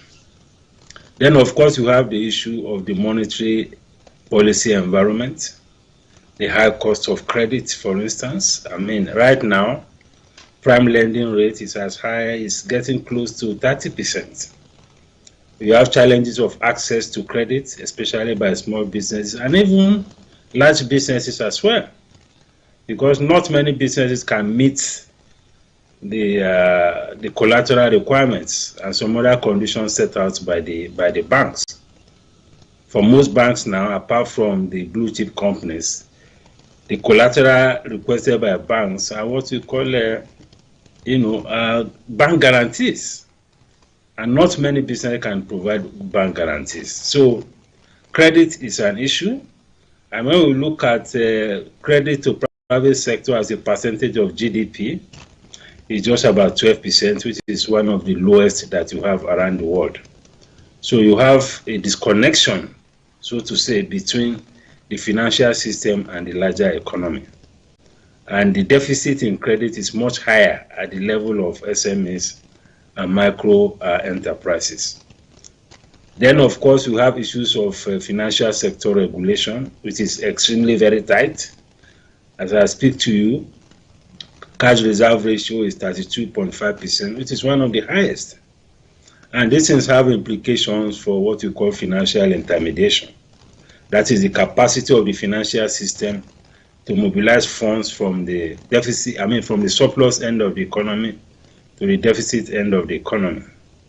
Then you have structural issues around issues of power, issues of transportation, railway system, and all of that. All of those things also are very big issues. Even though the current administration has done some work, they have spent some money and made some investment in the area of road construction and to some extent in the area of the rail system. But the infrastructure deficit is still extremely very, very high. It is huge. So there is a lot that needs to happen around fixing our infrastructure. Because we need to fix infrastructure to be able to make the economy competitive, to be able to reduce cost of production, to be able to sustain businesses, especially in the real sector of the economy. Then, of course, we have issues around regulatory environment. The regulatory environment is extremely very challenging. Some of the regulators are practically intimidating people, coercing the economic players. Many of them are just after the revenue that they can make. And all of these things create an environment that is not conducive for investment. So the regulatory environment itself is not too good. And you have issues of subsidy, which has been creating distortions in the economy. You have serious subsidy problem in the oil and gas sector. There's a lot of distortions in that space as a result of that. A lot of corruption as well. An absence of investment, again, as a result of the subsidy. Then we also have very serious subsidy problems in the foreign exchange market, which manifests in the huge gap between the official exchange rate and the parallel market exchange rate. That, again, is a major source of distortion in the economy and has also been creating all manner of transparency issues, all manner of corruption and all of that. So those things are not good for investments. Then you have security issues, you have issues of not having a level playing field. Sometimes when you look at the policy environment, you see that it's not quite a level playing field. You have some discriminatory practices around policies, around regulations, which are not very good. Then you have the issue of tax. The tax base is quite narrow, and which puts a lot of pressure on the few companies that are in the tax net. So there's a challenge of not being able to broaden the tax base so that a lot more people can come into the tax net, so that you can have a lot more of what you call fiscal consolidation. So these are some of the challenges. It's a long list, but these are some of the key ones that the economy has been grappling with under this administration. Now, what key action plan do you expect from the incoming administration as first steps towards economic revitalization? Well, what I will advise that the incoming administration should do right away is to, even before the swearing in, is to set up an economic transition team, a transition committee on the economy, so that we'll have, even before the inauguration, have some very clear direction and policy thrust, which will derive, of course, from the manifesto of the party.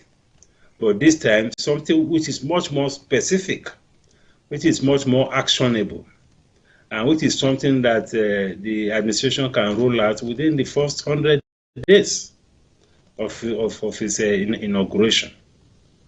So we need that kind of team made up of very sound economists, people who have very clear knowledge of what the macroeconomic environment should be, what the policy environment should be, what the regulatory environment should be. So it's going to be a mix of those who are maybe academics, technically competent, and those who also have very clear understanding of the investment environment. So having a transition committee on the economy, I think it is the first major thing which I expect the president-elect to have started to begin to do, even as we speak, so that we have very clear direction, clear pronouncements around policy, so that the administration can send very nice investment-friendly signals to both domestic and foreign investors. So those things are very critical, a very good thing. Secondly, is to ensure that in dealing with some of these economic policies, we also ensure that the appointments are right, round pegs in round holes. We make sure that we'll ensure that we have the right people in the right places, so that appointments are not particularly on very strategic ministries and institutions. Appointments should not be based on either partisan politics, political affiliation, tribe, ethnic. No. It has to be people who are very competent, who are very technical to handle such ministries. And they must be, and the administration or the president himself should give them that room, that space, that freedom to be able to come up with quality economic policies, quality regulatory framework, and all of that, so that the economy can move forward. Because once you have a very good team to drive the economy, that will drive a lot of confidence. And once you have confidence, you have a growth on investment. If investment is growing, you have GDP growth, you have more jobs. So the quality of economic governance is key. It's very key in delivering outcomes under the new administration. Now let's talk about the oil and gas sector, because we all know how important this sector is to the economy. What key reforms are you expecting? The oil and gas sector has been, bastardized. It has been cripped of bad policies, political interference, bad governance, and all of that. Absence of accountability, absence of level playing field. So if the administration takes on particularly the Petroleum Industry Act, which is an embodiment of all of the reforms that we expect in the oil and gas sector, if the new administration commits to the implementation of the Petroleum Industry Act, that will also go a long way. So those two critical reforms, at least, should be very high on the agenda of the administration. Now, just before I let you go, could you share with us your insight into foreign exchange policy reform, trade, as well as taxation? There are also needs for reforms in the trade policy area, so that we have a much better environment for international trade, less bureaucracy in the trade process, less corruption, removal of all of these customs checkpoints, review of the tariffs to support trade, to make trade more efficient, and making better use of technology in order to ensure that you have better trade facilitation environment. And the Nigeria Customs must be made to commit to issues of trade facilitation, not just focusing on revenue. So trade policy reform is also a very critical one. Then you have power sector reform. The power sector reform that was done some years ago also still have a lot of gaps, a lot of shortcomings. We need to review it and fine-tune it properly to ensure that we're able to attract more investment in the power sector. Because as we speak, we still have very, very huge deficit in terms of power. I'm talking of power demand to power supply. the deficit is extremely high. And it's an opportunity just as it is also a challenge. So in order to attract more investment into that space, we need to reform it and make it a lot more investment friendly. Tariffs needs to be such that can attract a lot more investment in the entire power value chain, and the governance structure of the companies in the sector also needs to be properly reviewed, so that we don't have a situation where the power sector companies are also exploiting consumers. So for instance, issues of metering must be made mandatory for all the power sector players. But more importantly, is to have a reform that will be able to drive more investments in the sector. Then we have issues around the tax. The tax environment needs to be such that the base is broadened so that we can have more revenue. The administration of tax system needs to be a lot more efficient, with very little loopholes. And all those who are not in the tax net, we need a framework that can bring them into the tax net. Because our economy is peculiar, we have almost 50% of the economy in the informal sector. So if you continue to go with the conventional forms of taxation, like VAT, like company tax, education tax, you may not get much from that sector. So we need a model, a tax model, that will be able to bring a lot more people into the tax net. And that speaks to the need to move away from, direct taxation to indirect taxation. And that is what is even contained in the national tax policy. Then we should have sector-specific policies. And this will require engagement of each sector, because each sector has peculiar challenges that the government needs to address. Whether we are looking at ICT, we are looking at broadcasting, we are looking at the media, industries, agriculture, poultry, pharmaceutical, oil and gas, aviation, insurance, banking, all of them have different challenges. So we should have, the new administration should have a framework to engage sector by sector. And the outcomes of that engagement should be brought to the table of the president for proper deliberation, so that there can be appropriate intervention, very quick intervention in all of those sectors, so that this economy can move forward. So those are some of the things I think the administration should do. And all of these things I've outlined, they can be done within the first 100 days, so that we can, put the economy on a very sound footing. Well, Dr. Muda Yusuf, CEO, Center for the Promotion of Private Enterprise, thank you very much, as always, for your time and your contribution. Well, we'll take a breather now, but Money Matters will be back shortly. To stay with us.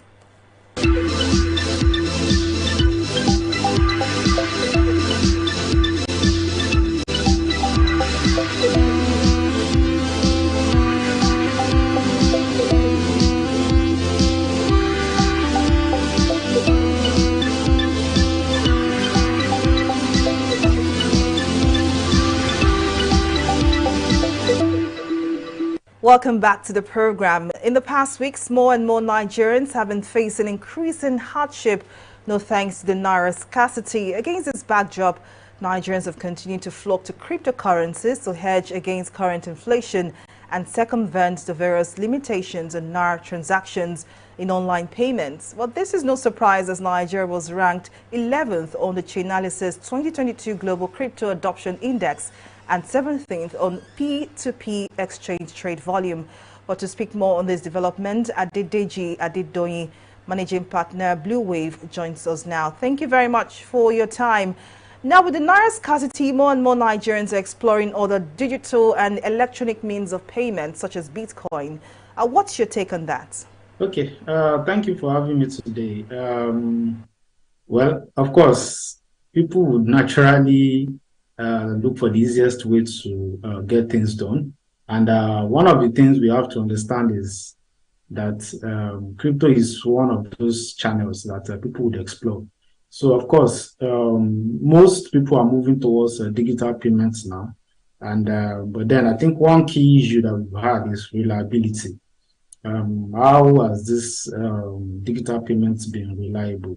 So now there are two sides to this thing. The first side is the regular digital banking, which we all use. And then we also have the other side, which is crypto transactions.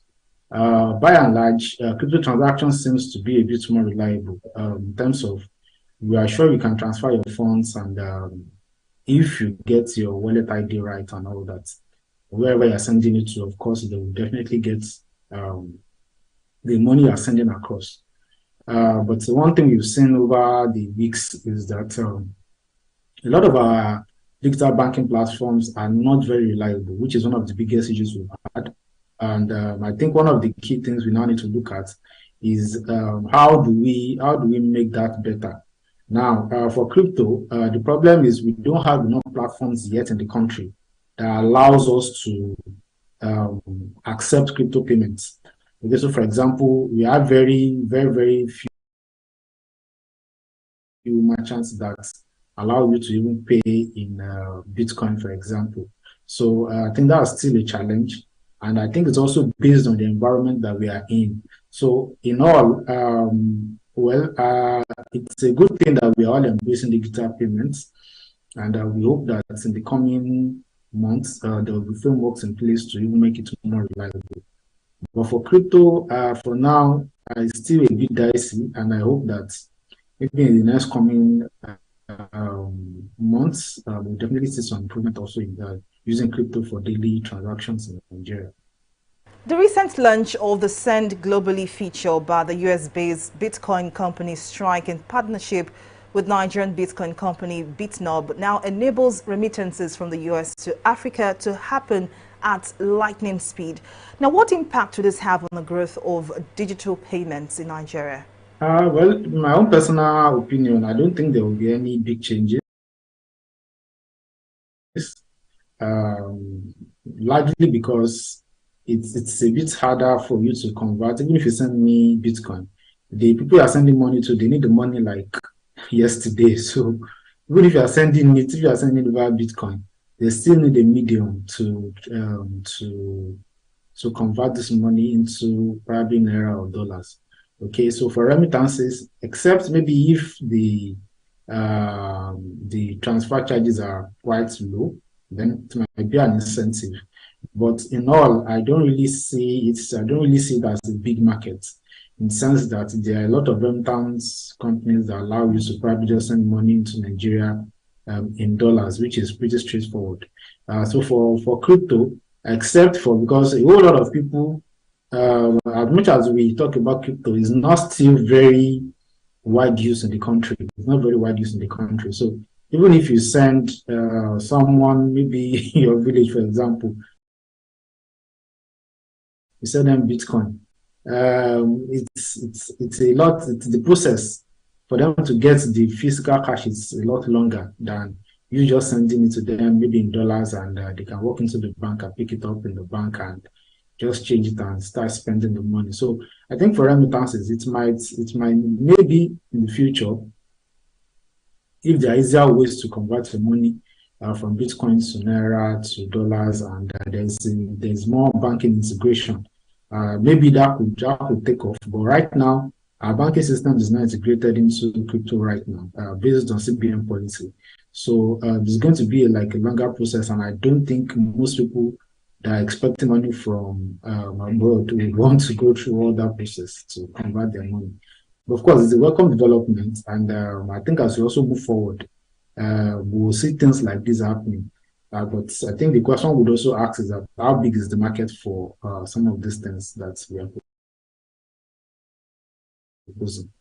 Now, we've seen that despite this push, there's still a cloud of regulatory uncertainty from the CBN. Do you see a change in the nearest future? Well, based on, I will call it body language now, based on body language of financial regulators in Nigeria, I think we are getting to that point where they are trying to create a framework to allow cryptocurrencies to operate within the economy. And a very good example is the adoption of the e-naira.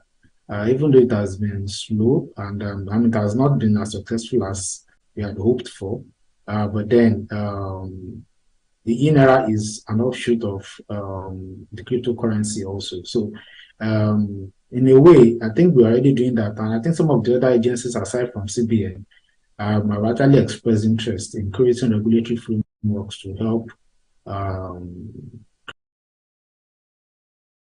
cryptocurrency in Nigeria. But I think the bigger issue is what the CBN will do, because ultimately what the banks will do will be dependent on CBN regulatory power. So if CBN says no cryptocurrency trading in the banks, there's nothing really the banks can do. Okay, so one of the things we have to just think about is how then do we create that system in place so that we can allow cryptocurrencies safely within the banking system? Because one of the key things that has been the excuse of the banks and CBN is the illegal use of crypto for money laundering and crime-related things. But I think if we're able to create a framework that puts a bit of KYC in place, that's KYC like what the banks do, and you can link each crypto account to a specific bank account in Nigeria, then I think that should solve a whole lot of that. So I'm hoping that I think in the coming, maybe after the elections and maybe towards next year, we should see some positive lights in crypto related regulations in Nigeria. Well, Adedeji Adedoyi, Managing Partner, Blue Wave, thank you very much for your time and your contribution. Thank you very much. I need to wrap on the program. Thank you very much for watching and see you again next time. I am Fulashade Ogurinde. Bye for now.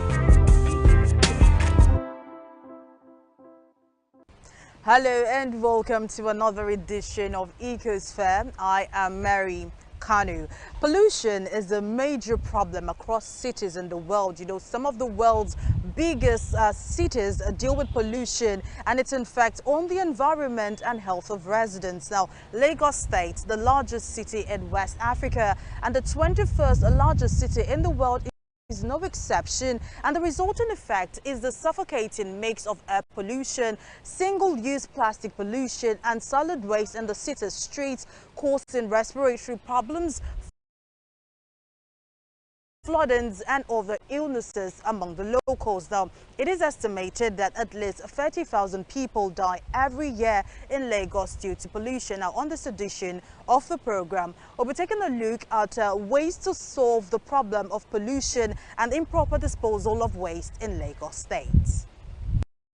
Waste-littered streets, open defecation, air pollution and the likes are what residents of the commercial nerve center of Nigeria are faced with on a daily basis.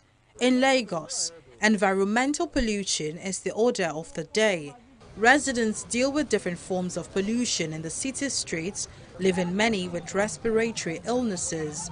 Having lived for many years in this area, the Itire-Surulere local government area of Lagos State, some of the residents say they strongly believe the state government does not care about their living conditions. This area now has been dirty for so years. When I was in small self, I was seeing all this kind of thing, talk less of now that I've already been gotten hold. And still yet, the area is still like this. You understand? And I want government to come and do it so that it will be okay. So that water will not be flowed everywhere. And why? Even last month, self, a kid fell inside this water, this canal self, last month, when there was rainy season then, and we do have power to bring it out. In 2021, the Lagos State Governor Babajide Sanwo-Olu said his administration has spent over 2 billion naira on the rehabilitation of dump sites across the state, while another 1 billion naira is being invested to provide the necessary infrastructure for waste management. If these projects have been carried out, residents are yet to witness the results or see an improvement in waste management. You see all these diseases coming. Now, we're seeing recurrent cases of Lassa fever. Lagos is not spared. Of course, the rats go there, eat, pick jams, transfer to people, and then the same thing now we're having monkeypox. So, in reality, if we deal with the challenges of waste alone, I am sure that our health system will be good. Our health itself will be good. Now, when you now get to the waterways, plastic floating, dead animals floating, dead human being floating,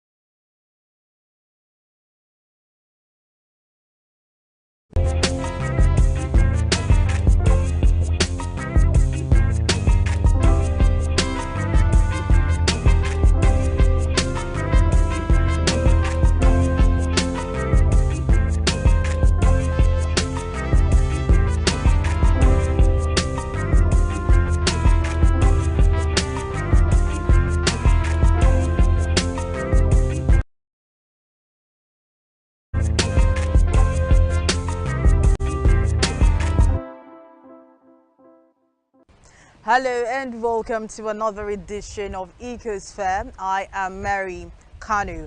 Pollution is a major problem across cities in the world. You know, some of the world's biggest cities deal with pollution, and it's in fact on the environment and health of residents. Now, Lagos State, the largest city in West Africa and the 21st largest city in the world, is no exception, and the resulting effect is the suffocating mix of air pollution, single-use plastic pollution and solid waste in the city's streets, causing respiratory problems, floodings and other illnesses among the locals. Now, it is estimated that at least 30,000 people die every year in Lagos due to pollution. Now, on this edition of the program, we'll be taking a look at ways to solve the problem of pollution and improper disposal of waste in Lagos State.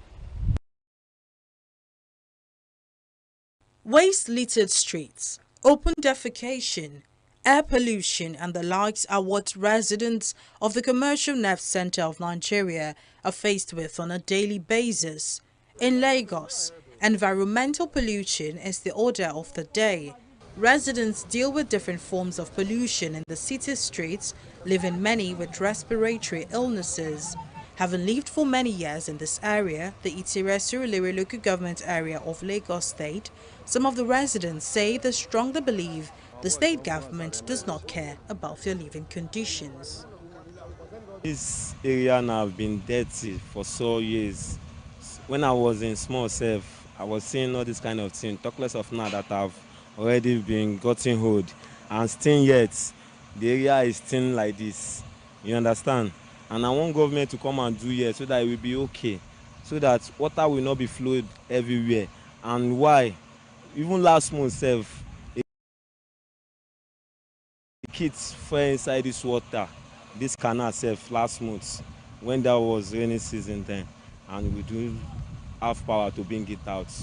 In 2021, the Lagos State Governor Babajide Sanwo-Olu said his administration has spent over 2 billion naira on the rehabilitation of dump sites across the state, while another 1 billion naira is being invested to provide the necessary infrastructure for waste management. If these projects have been carried out, residents are yet to witness the results or see an improvement in waste management.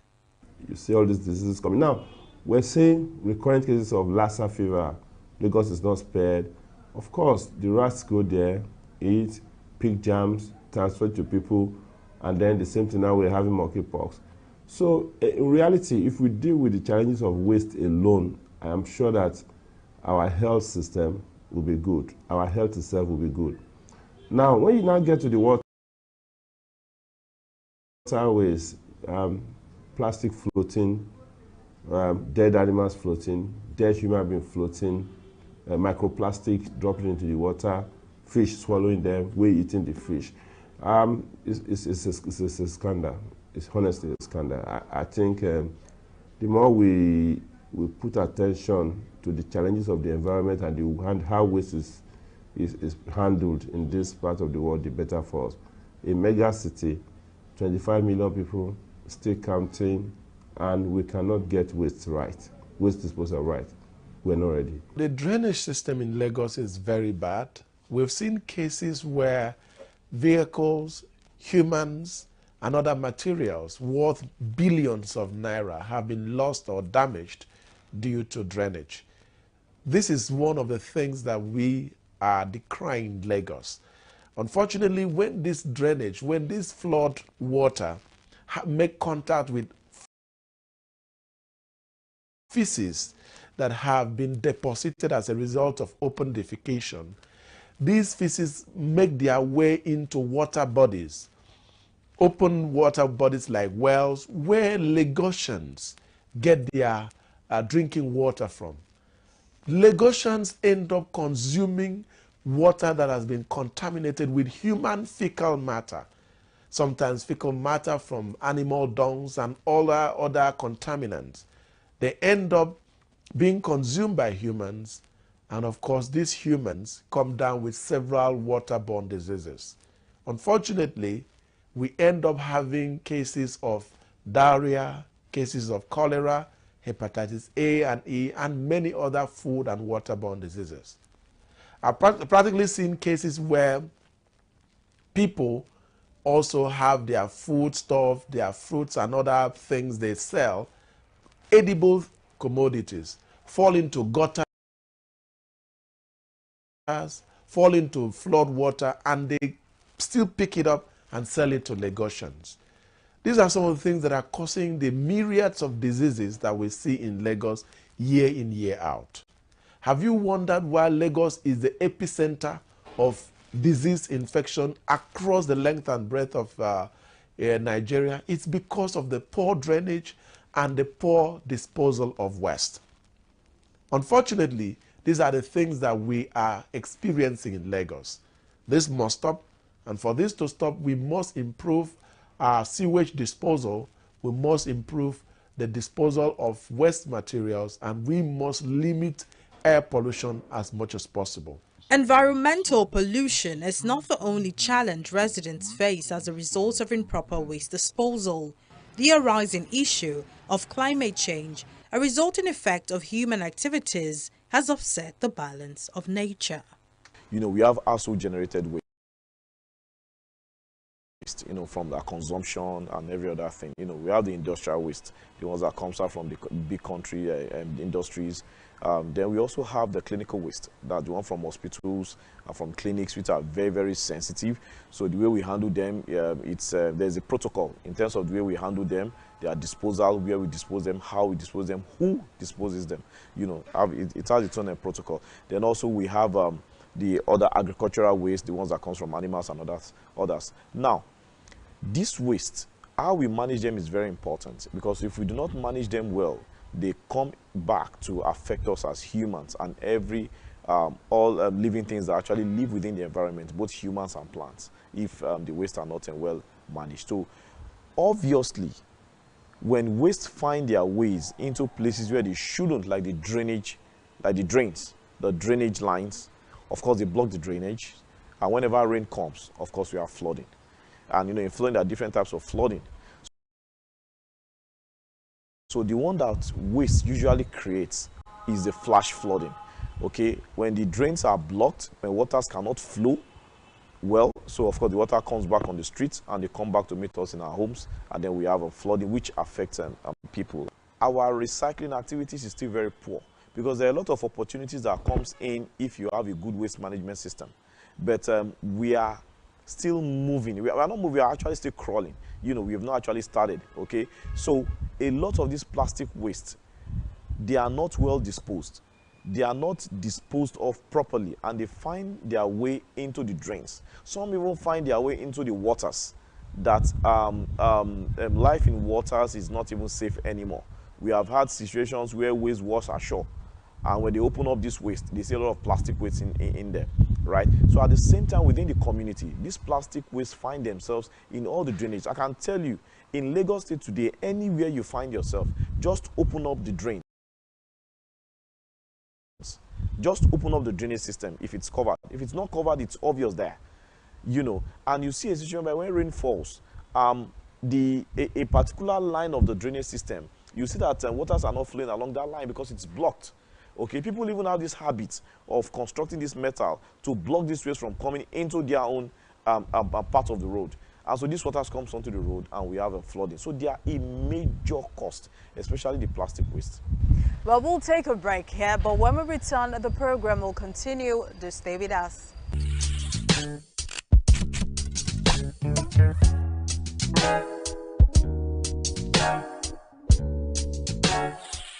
Welcome back. If you're just joining us, we've been talking about resolving the issues of improper disposal of waste in Lagos State.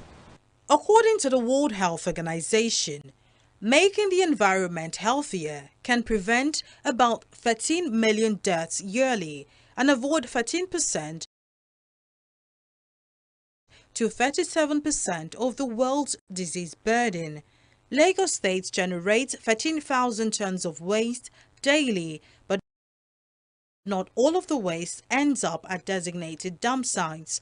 Some end up in canals, drains, and on the road. Okay, we collect this waste from the household. When you collect this waste, we put them together.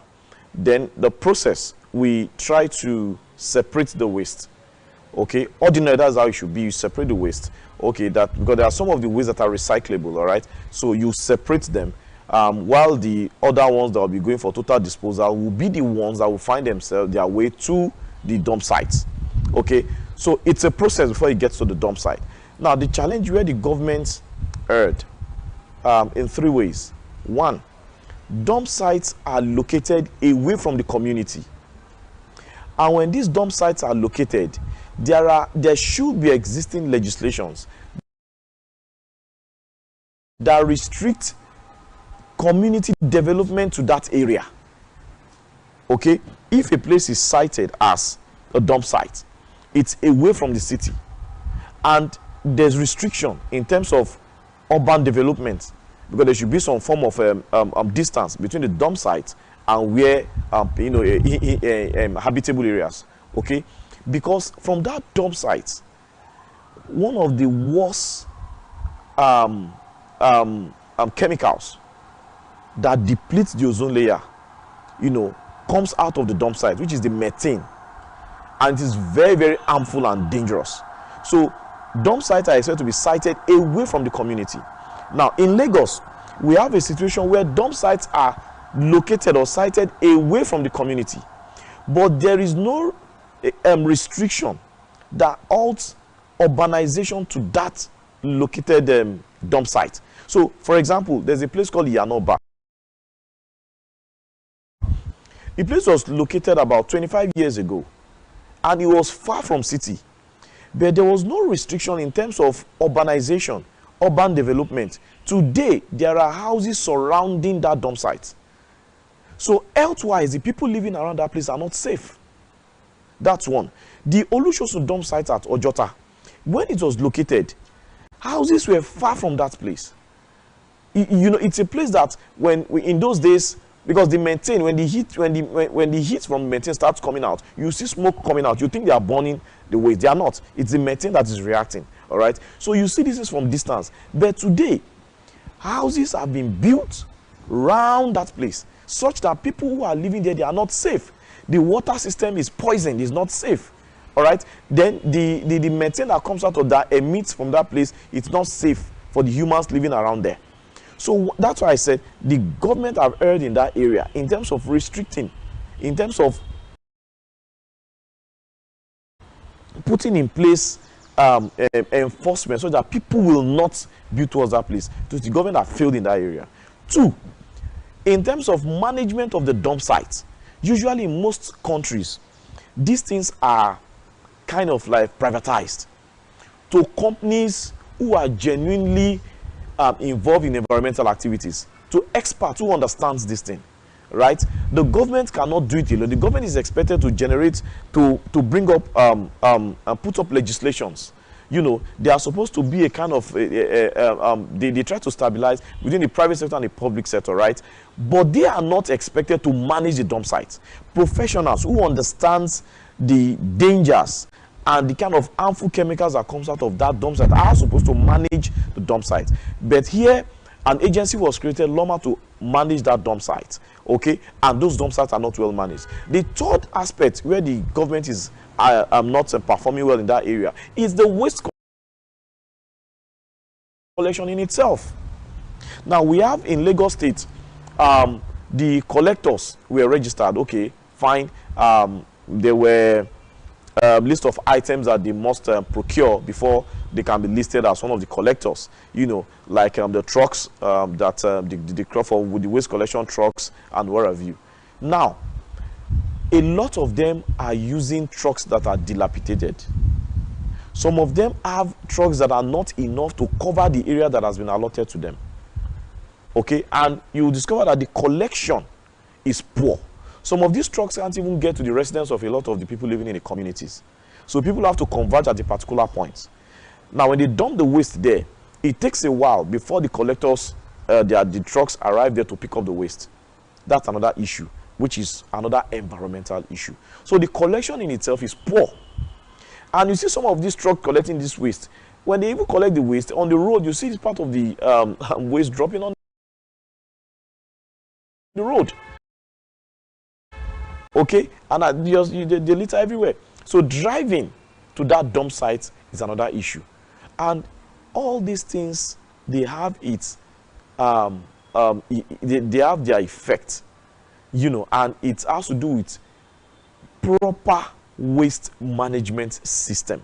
In the second quarter of 2022, a global livability index report by the Economist Intelligence Unit ranked Lagos State 171 out of 172 countries in the list of most livable cities in the world, meaning Nigeria's commercial hub and former capital was ranked the world's second least livable urban area and worst city in Africa.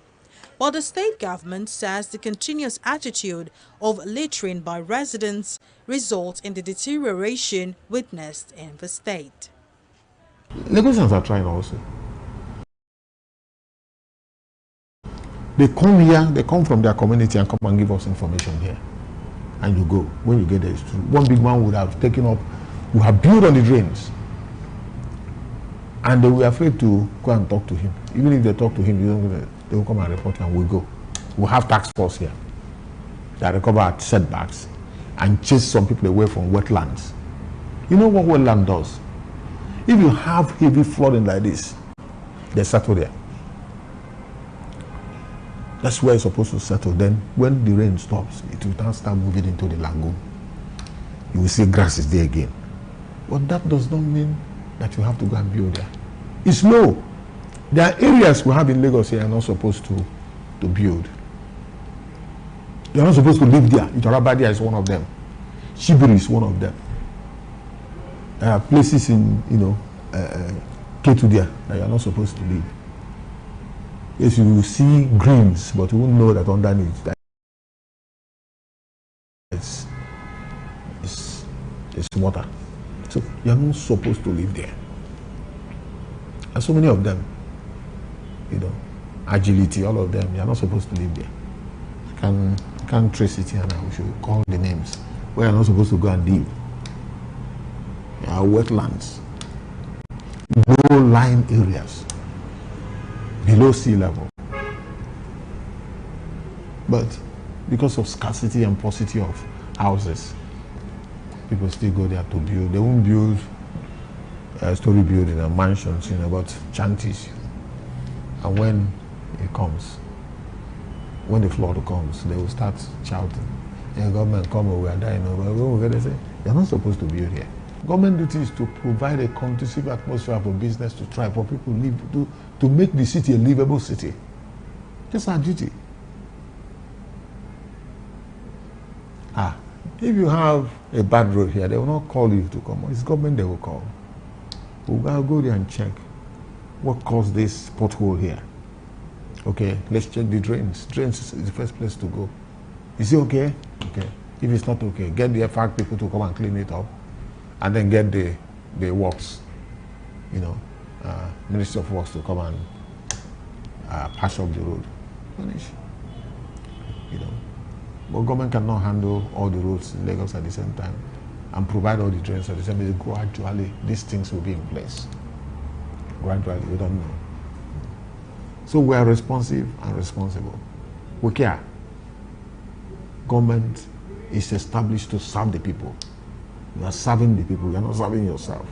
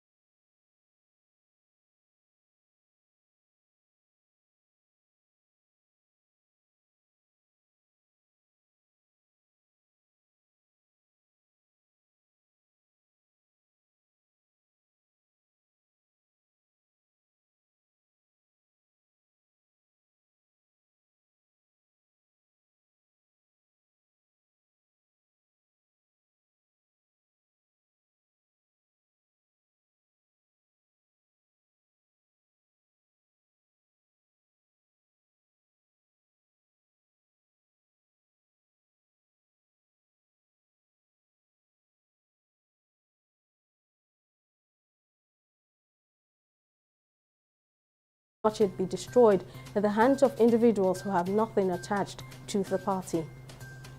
The Nigerian Ports Authority (NPA) has announced the closure of Total Bridge in the Apapa area of Lagos State to pave the way for repair and maintenance works. In a statement on Sunday, the NPA said the Federal Ministry of Works and Housing closed the road at about 11:35 a.m. on Saturday, adding that the road closure will remain for 2 months and a half. The agency said relevant security agencies are on ground to manage the traffic situation in the affected areas. In COVID updates, just 1% of the estimated £1.1 billion lost from the government's COVID business support program in England as a result of fraud and error has been recovered so far.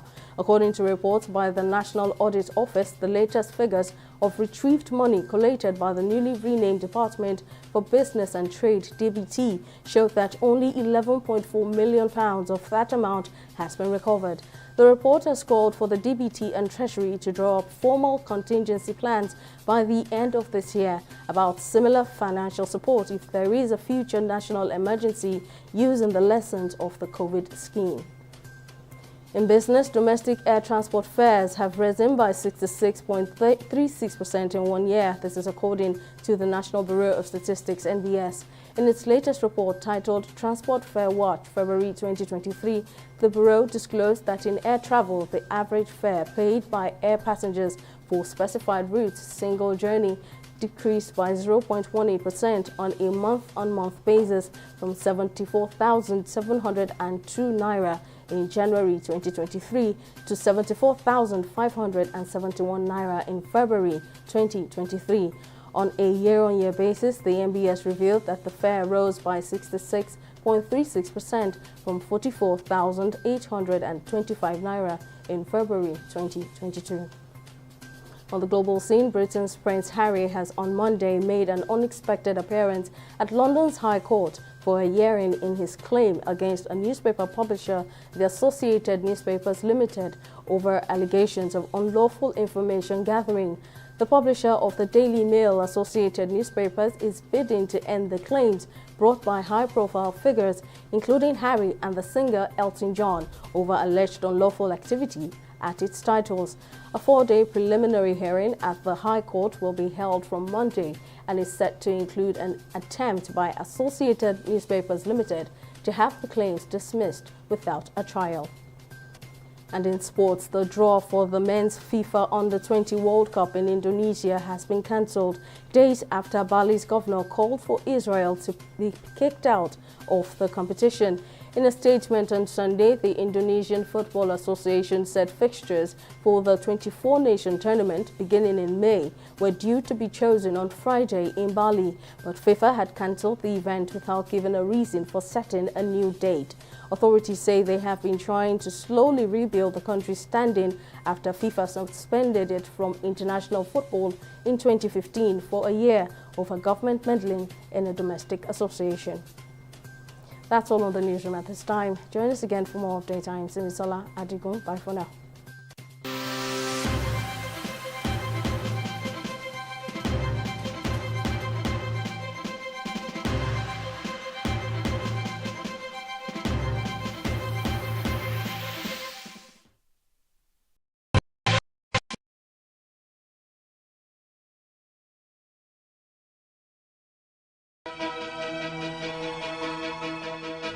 Opinions are free, facts are sacred, but truth is universal. How, in practical terms, can we, for instance, de-escalate the tension? President must see himself as the President of the Federal Republic. We know where the enemy is. 3 places. The Lake Chad Basin, the border area between Nigeria and Cameroon, and then the Sambisa Forest. On TV360, we give you a complete dose of everything. Opinion, facts, and undiluted truth. I hardly believe what politicians say in this part of the world. A new Nigeria is possible, a future is possible. We delve into the issues, dissect it so that you can understand it, use it to take action. I don't think there's any need for any governor to look for grant for ranching. TV360, dissecting the issues.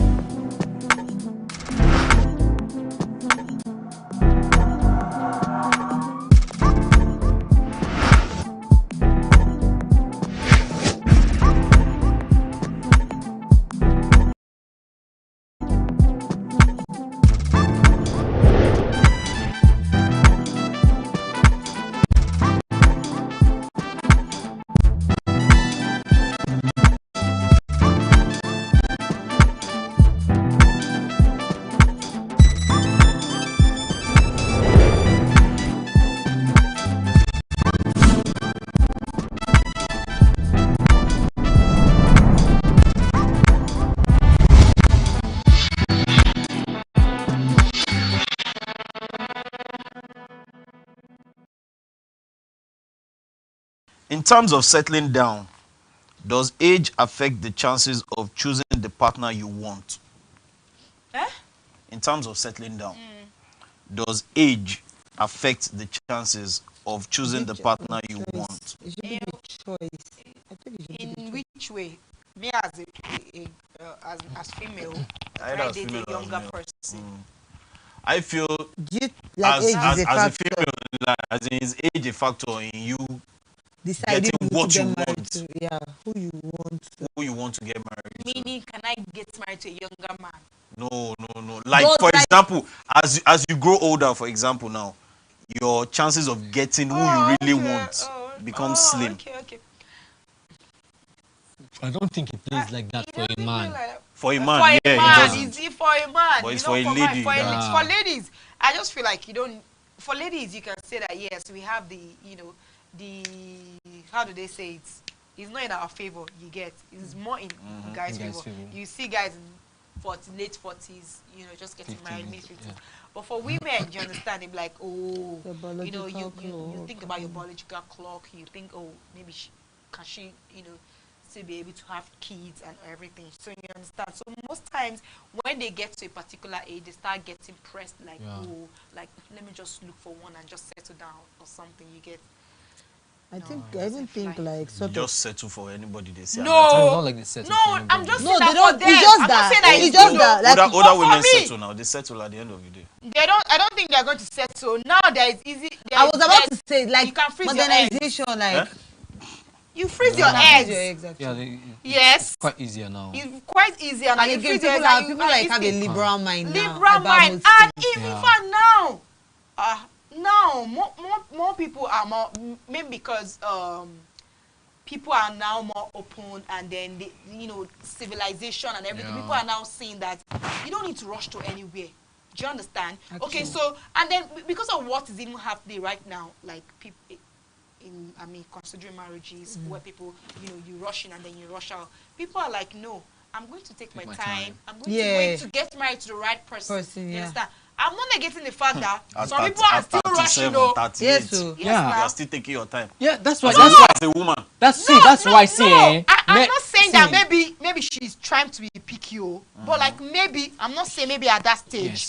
That maybe she say, oh, I don't like this song. Oh, maybe for petty reason. I'm saying maybe at that stage, maybe she has not gotten anybody. She's not going just going to go and meet any random person and just go and. But anybody that approaches her, she would agree. Wrong. No, that's what I'm saying. She's not just going to just because any random person comes to. Yes. So you think that she could. That's what I'm saying. Medicine has made things easier and science. You can so freeze she your could egg. freeze her egg and she's not worried about her age to give birth. Is that the only thing women worry about?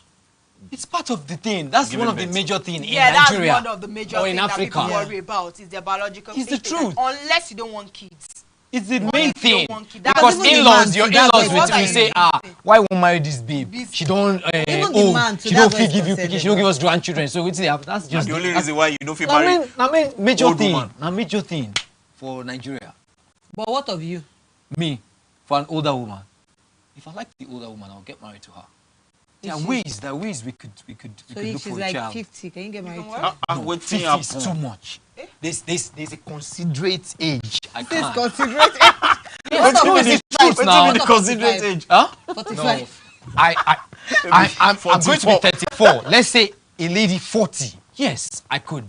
6 years. Yes, I could. But above that, that's. What of 41? No, 42? I say I'm telling you the age. 41, she just left now. It's the same thing. Even that 40, you get 6 years difference. So that's Shay, what about you? Almost a no. Forget that. Which age? Like what of a year older? Maybe my max now 3 years. Max older. 3 years older. Max. Everybody does his own this thing. So max. But you should at least consider 41. Should still. How you go consider the 41? I don't consider. No. 47 we go still talk well. You don't feel consider 40. No, but 40 is cool for you. It's cool. 6 years. I just feel like the great. most important for actually, men, the worry for them, for women, is the fact that one thing about is their biological clock. Yeah. Men will menopause and all those kind of things. You understand? We all know that. Aside, if you're not worried about it, that means maybe you don't want to have kids. Exactly. Or you maybe you just want to adopt, or you want to adopt, or you want to do surrogacy. If you've frozen your eggs, you understand? So that's just the thing. But you know another funny thing in Africa that made it look like as if it's a woman thing. It also affects men. Getting married at a very... It doesn't affect men as much. I want to explain to you what I mean by it affects. Men I'm not saying men drop their standards. I'm not saying that. I'm saying this. You imagine you getting married as a guy. You're wasting time. You're getting married at 40, 45. So let's say by the time your child will be... Doesn't mean that it was wasting time. I'm not saying you're wasting time. I'm saying you're taking time. Wait. That is it's still the same thing. We're only just talking about ladies at this thing. Okay, you're taking time, and then you finally get married or get settled at 40 or 45. So by the time your first child will be like 10 years, you're 55 years. So when would you stay to enjoy your kid? You still enjoy him now. Like how? As in you're already old. Is it at your old age you want to enjoy your kid? Or at a younger age. Like so people get married as early as 25 and they don't have any 45, 50. What would they do? That's it. That one is a different case. That one is a different case. I'm just saying that. And even at that part is because maybe they've not explored other options to get kids, or maybe they don't have the means to get kids. Yes, so you want to tell me that? And people have tried IVF how many times? Even if you don't work, then you adopt. We all know how adoption is in Nigeria. Adoption is very, very, as in, the process is long. Tedious. And which is one of the things that people are really speaking out about. That the process is long. You see, which is one of the things that they're talking road, about. It's so difficult. People are saying it's very, and that's why people are saying that's why people go for that baby factory thing. That because of the doing it the legal way is stressful. Yes, the legal way is very stressful. It will take you years before they. Yes. Wow. Why do you think baby factory? Papers upon papers. That's why baby factory is easier. You just go and get the thing easily with your money. That 1 year you're done. Now this one even with your money. Yeah. For years, 5 years, they've not given you child. One. You still be on, and it doesn't mean that you even get it though. Do you understand? And that is why baby factory is moving. And people are really speaking up now. I don't know. People are really speaking on that. Nigeria, the government should do something about adoption. They should make sure the process is easy. Do you understand? They just have so many children so that you can get rid of all this baby factory springing up everywhere and there. Do you understand? Well, I don't think a man's standard drops. So even no matter how old he gets at the end of the day, because you see, a man is, especially if he's not rich, but let me say well-to-do. The guy is well-to-do. His standard will not drop. I think he's settled. I still want a slim babe. I still want a fair I think he's settled. I think he's settled. Men don't settle. Do you know why? Men don't settle. Even when they are not even old. Men don't yes, settle. they settle. Yes. Even when they are not old. Yes. Let me tell you how it works. Like, when they're serious and they're active, when they're serious, especially when their parents are on their neck, yes, like, they settle. Before you know, they say, I didn't like her, she got pregnant for me. Currently, like when they're still very those days that when they're still very guys, young, guys, when they're still very young and playful and they're still in the field and all, they do this girl. That's when they even have spec. When it's time to settle and they be doing that thing, they settle. Yeah. When it's time to settle down. Settle down. They settle. They settle for anything. No, they don't settle. They pick who pays them the most. No, it's not settle. That's when they settle. I don't think that I buy with what they are saying. No, I don't buy what they are. You know why? Because let me explain to you something. How can you say guys? I've had guys. Let me explain something to you. I've had guys that. When they were dating, they were like, oh boy, if I want to marry, see this kind of babe now, this kind of babe, this. And then finally, while they were dating, they had those kind of girls, those classic girls. And then when they're finally ready to settle, you just see the girl and they're like, God, I don't see why. Like, I like, guy. How far now? But not be this kind person. Yes. Like, what's happen? What the guy go reply you? You tell you say na person way I just won't deal with. Now like that person will make me happy. Bam! You don't drop the standard. You don't drop the standard. No. You drop the standard. You drop the standard. You drop am. No. Because before you talk say my standard. Yeah, wetin you talk. Wetin like this. Yeah, wetin you talk now. He said na person wey I like. You don't drop the standard. Standard because it just be like say wait. It just be like say everybody knows say I like beans. I like beans. Person can't give me ewa going. I can't dey chop ewa going. You can't say but you talk say na normal beans. Like why can't they eat ewa going? I see say I like this one. Pass this one. It don't mean say I settle. It means I prefer this one to even this one. No, you don't settle. It was his choice. Because before he ain't talk, say what I want. Okay, let me use physical attributes. I want babe we get big butt, babe we get they won't come marry slim babe. Maybe the slim, maybe we're black. Maybe and before now 5 years we get big butt. But Iman, calm down. If he be say he see something for that slim babe. When you know, but say he say he compromise standard. No, he not compromise. He upgrade himself. He not be compromise. No.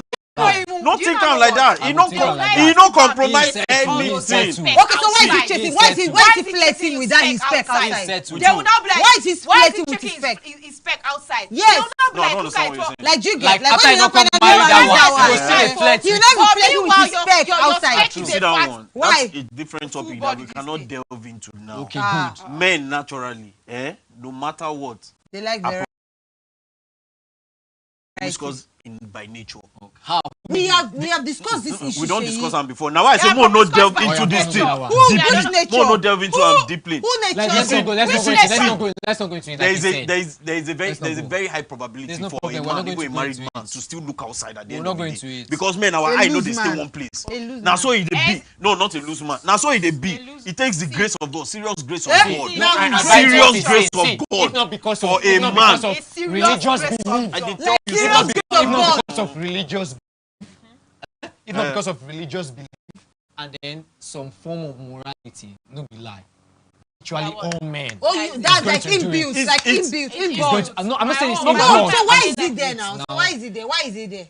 It's not. I agree. I'm it telling is you. inbuilt. See? It just depends on the man's character and the way he's willing to discipline himself. That's where I want to come from. And the percentage of men who are willing to discipline themselves that way is very, very, very, very low. So you're trying to tell I'm not saying there are such men that exist. No, like you're trying to say it's a natural thing. So in that sense, a man with extra effort to actually overcome that natural. Yes, it's true. Very, very true. Very true. Very true, Korode. What me I want to say is that all this one that you're saying men. Human, human as a woman too, as a man. That thing is there. Nature to want to I don't know how to say explore. So let's come back to the main topic. As a personal, it's just like, do you not think of bad things? Yes, we all do. We all do. Good. Do you do them? So it's not gender based. So if gender based, it's like what's the ratio of married women who cheat? No, that's like no, wait. Okay. Like to you, like how many percentage of married women? See, no, like women based on the experiences the little men. experience you have from what you've seen so far. Yes, ratio of women to men. What me I've been hearing, I think is even 50-50 or 60-40. No, right now, yes, because right now before, let's use before, yes. because people are like, oh, this thing, you know, as a married woman. Maybe it was like maybe 30 to or 40 to 60, you understand? But now with what is going on, with what we are hearing out there. Whoa, true. You just wake up and all your kids are not even your own, and you think you're being cheated. So that's why I said that it's not gender based. That cheating thing is not gender based. It's just not that. like this thing. But you as an individual, you're going to make the decision that no, I don't want to cheat. And that was why I gave the example. We all think of bad things in our, by ourselves. Do you understand? But you know, do we all do? Do we do that? Man, I know what I'm. It doesn't matter to me. Because it's an inbuilt. We have the morality that corrects that no, you cannot do this. No, not really.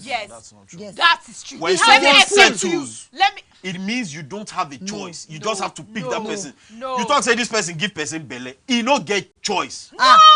They don't tell him say you must marry him, you must marry him. He no get choice. Who told he had a girlfriend, but he just had a one-night stand. And the girl now got pregnant. Yes, he doesn't have a choice because he himself, I'm sure, his family members, all of them would have already told him that, Ogbeni, you don't give this girl Bele, you must marry her. He doesn't have a choice. No, as far as he is concerned. But what I'm saying is, you can't compare it with a guy now. Where we say the example I gave earlier, you have fine babes. He now went to carry an ugly babe. It happened. He made his choice that okay, I don't want any of this fine babe. Why? Probably he saw that this one will be a good wife. She'll give me peace of mind. She'll be able to cook for me. She will answer to my beck and call. Unlike all these other ones. And he decided to choose her. That is not settling. Okay, so what's okay? He made his choice. So what is happening? What is going on in marriages whereby the men they were like, I didn't even like her, I just married her because of she was just available. Yes. What's going on there? Because she was available. Yes. I've not heard that one before. You have not heard because she was available. You will not hear like I just married the girl. I married the girl because she was available. Yes, I've even seen a available scenario I know like you that. say you've not heard it before. No, I'm not honest. I've not heard it. That she was just before. available. I don't understand. Available to be married. Available to be married. Men That's why I not married her. There's no certainty that because you have a particular spec or something, it doesn't mean that you are going to eventually find somebody to get married to. Men settle. Women settle. I agree that women settle. Men settle. Because to a certain extent they don't have that luxury of a choice to pick and say, why? How? You as they age. Most times, let me tell you something. Shut up. Yes, they do. Yes. Let me tell you something. I'm not talking to you. Some of those girls, do you think that maybe they don't have any girl that is asking them out? It's because they probably just not seen their choice. Aging. Yes. At 36. Yes. Because they've not seen their choice. Yes. 45. Why is it impossible? What are you talking about? Are you kidding me? It's not as if maybe there's nobody asking. It's just somewhere it's saying. Don't let these girls come on. We already won comfort. Don't let them win you, please. No. I've seen it play out. I've seen it play out. So what you're trying to say that when you're 45, you cannot get married again? Who? As a woman. 35, 36, you don't have the luxury. You do. You have a choice. You do. You don't. You can make a choice. You can reject proposals. It's a lie. You reject proposals. Yes. You go dead there at 45. You go dead there. You go old. See, let me tell you something. You go old at 45. Any man will come. At 45, there are some men you can't get married to. Even at 45. I'm saying, but at that point, you don't see. You know what? Emmanuel, I think the image of the lady you are painting is maybe 13th century or something. Yeah, if you're thinking of modern women these days, they cannot be talking like this. They would in Africa, remain Nigeria. It's not true. Now lie. Don't say that. Now lie. To that part, yes. We have not. It's a lie. We have not reached. We have not gotten to that point. Are you kidding me? Nigeria, we have not. My dear, we have not. We have. Whoa. I don't understand. Are you kidding me? It's just the few ones that people are looking up to as celebrity. We kidded you now. I'm not It's a lie. I don't agree. These are not even celebrities. These are not even celebrities. The image of women you are painting in your mind is that there's nothing like that. Your family cannot even allow you. That's it. Make it just day. How many women can stand family pressure? How many? Can you stand? Even you. Yes, I can. You've not faced it. Yes, if you faced it, you will know. Dude, yes, I can. Once you get to that point, I'll know if you can. Man will face pressure.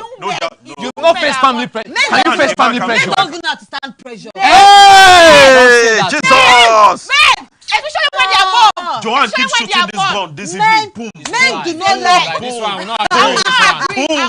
Boom. If you're talking of anybody that stands pressure, please. If you're talking of anybody that stands pressure, easily succumb. They could have been dating a girl for like 10 years, and then before their mom comes and says, "Look, and they cannot do like my mom is on my neck. She's standing on my neck. I can't help it. And please, she wants her. She found her, and they'll be like, I said, you don't be like, are you telling me that you cannot stand and defend our relationship? Be like, you don't understand how my mom is. Men cannot stand pressure. Men cannot stand pressure. Now women that thing they catch the most. Not men. Women are more What do you say? ILC, what do you used to call this thing? Why you, what do you used to call it?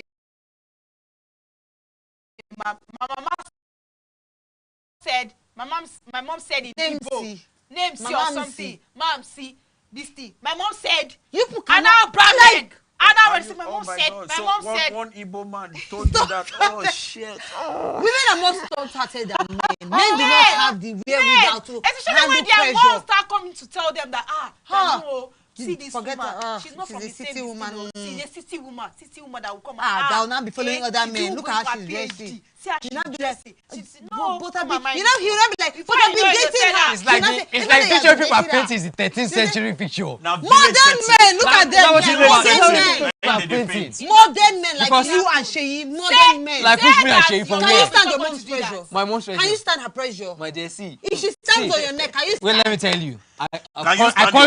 I quarreled with my parents for months. I wasn't picking their call because of a babe, not from my side. I'm very firm about my beliefs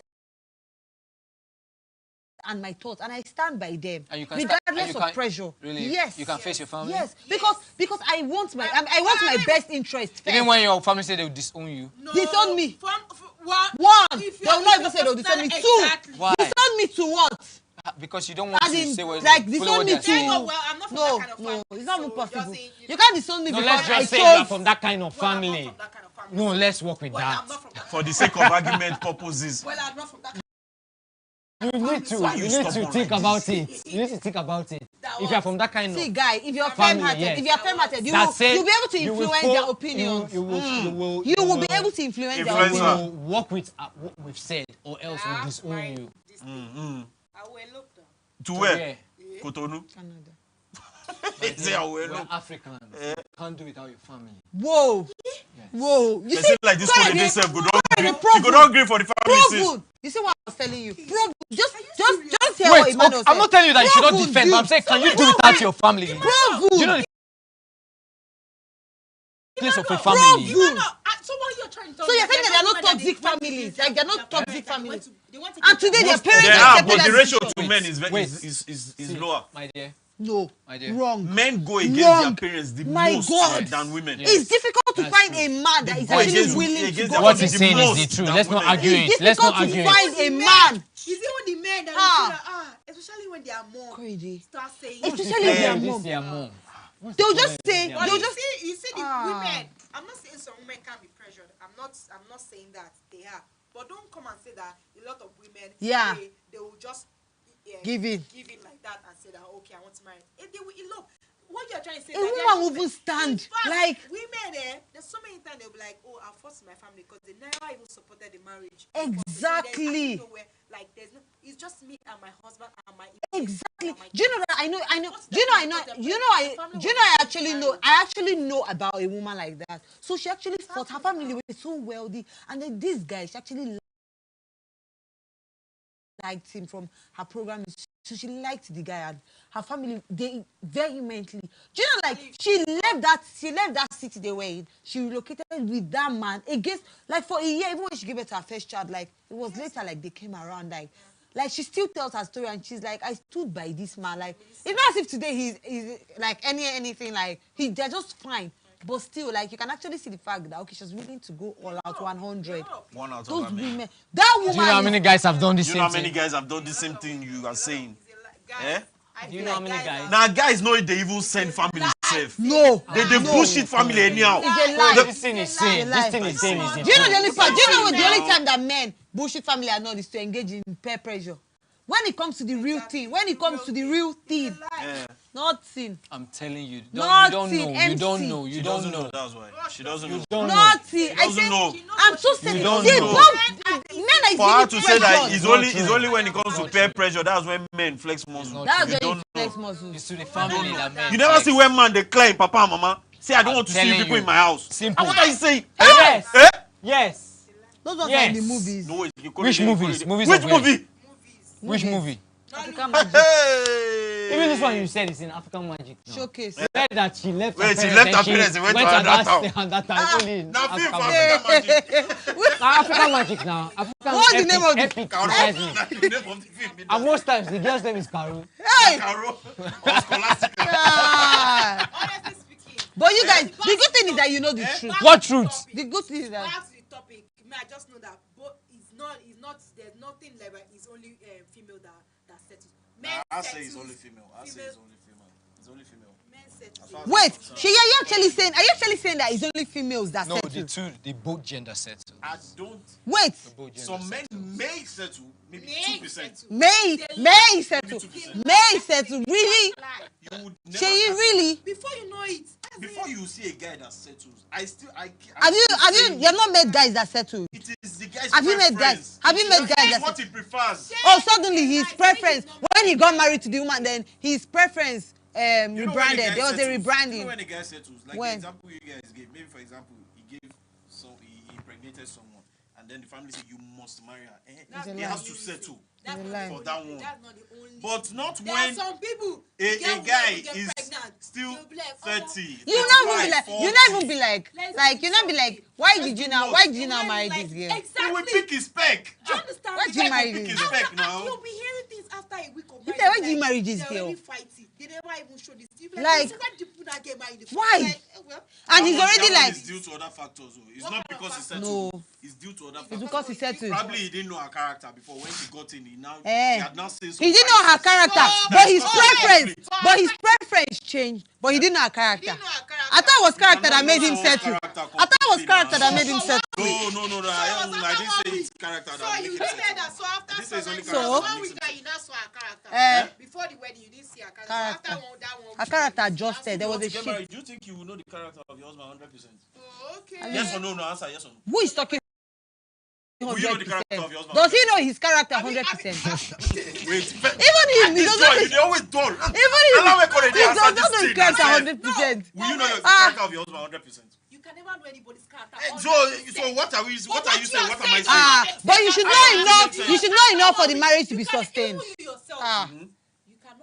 Your character, Sheyi. Yes, I agree. I agree. So you cannot know anybody's character. So what you're just saying now, it But doesn't no, challenge you the should argument know. you're saying You should know enough. You should what know. you're just saying does not make sense. Because You should know enough. Farabale. You should You know just enough. said now that have you not heard of situations where some people get married and after 1 week, 2 weeks they are fighting? I said maybe because when they got married, the guy discovered some vices she had that he did not know before. 1 week. And you are tackling me on that. And you just agreed with me that you cannot know a person's character 100%. So what are you saying? I didn't agree with you. I said when you ask them, they'll be like, oh, it wasn't as if I liked that. I just wanted to get married to just exactly. Now lie. Now woman they talk that one. Not be man they talk that one. Now woman they talk that one. It's a lie. It's no guy will say that.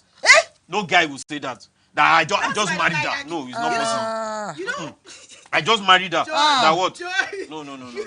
I don't believe. I don't believe in that. Just calm down. What I'm saying, you cannot have issues. You cannot have issues in marriage after 1 week. And I know that you cannot know somebody's character 100%. I mean, people don't even know themselves 100%.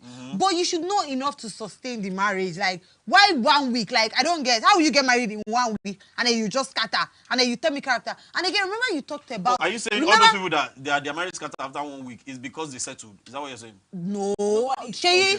No, I just wanted to clear that. Sheyi, you know what? Okay. You know, the thing is that with this whole marriage thing, you can't just pinpoint and say this is that.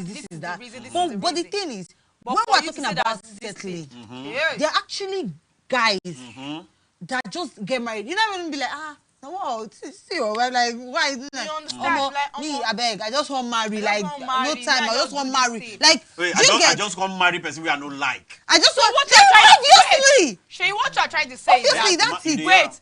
I just want to marry person we are not like because I just want to marry. I just want to marry. Man, just carry this one, put inside house. Speak for yourself. You can't just say that, oh, it cannot happen. Speak for yourself. Exactly. You cannot marry someone that you don't like. You cannot say every guy out there. Guys will not marry somebody they don't like. No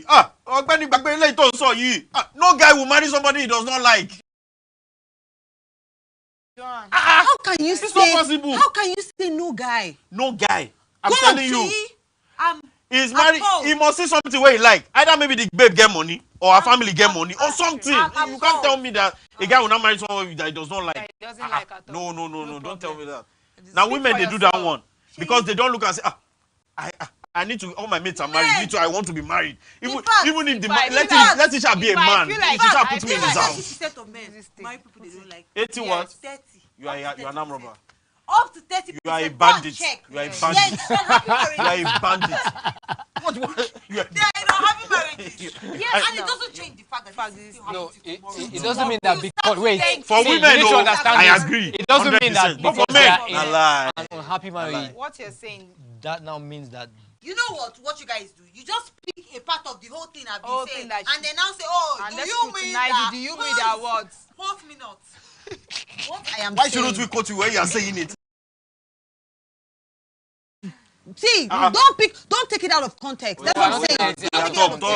Talk. Put it, don't come and say, oh, do you now mean that happy marriages are cause by marrying people that you do not like? No, I did not say it. So what did you say? What did you say? Please. Speak for yourself. You are. I'm speaking for the men race because I'm a representative of the men, and I'm saying it here now, and I will keep saying it. And Sheyi, because you will settle. Me, it's not possible. It's not possible. You'll be like, what? Like it's shocking. Oh my guy, I just know it's no time. Now I can't carry ugly woman put for house. No one is talking about ugly. No one is talking about no one is. Or just carry somebody who does not like it. Exactly. Exactly. Now you're getting the point. Let me just marry her. Now you're getting the point. In the long run, you get to like her. Probably. I don't know about that one. That one, if it happen, can happen, bro. If it happen, I'm not doubting that one. I'm not disputing that one.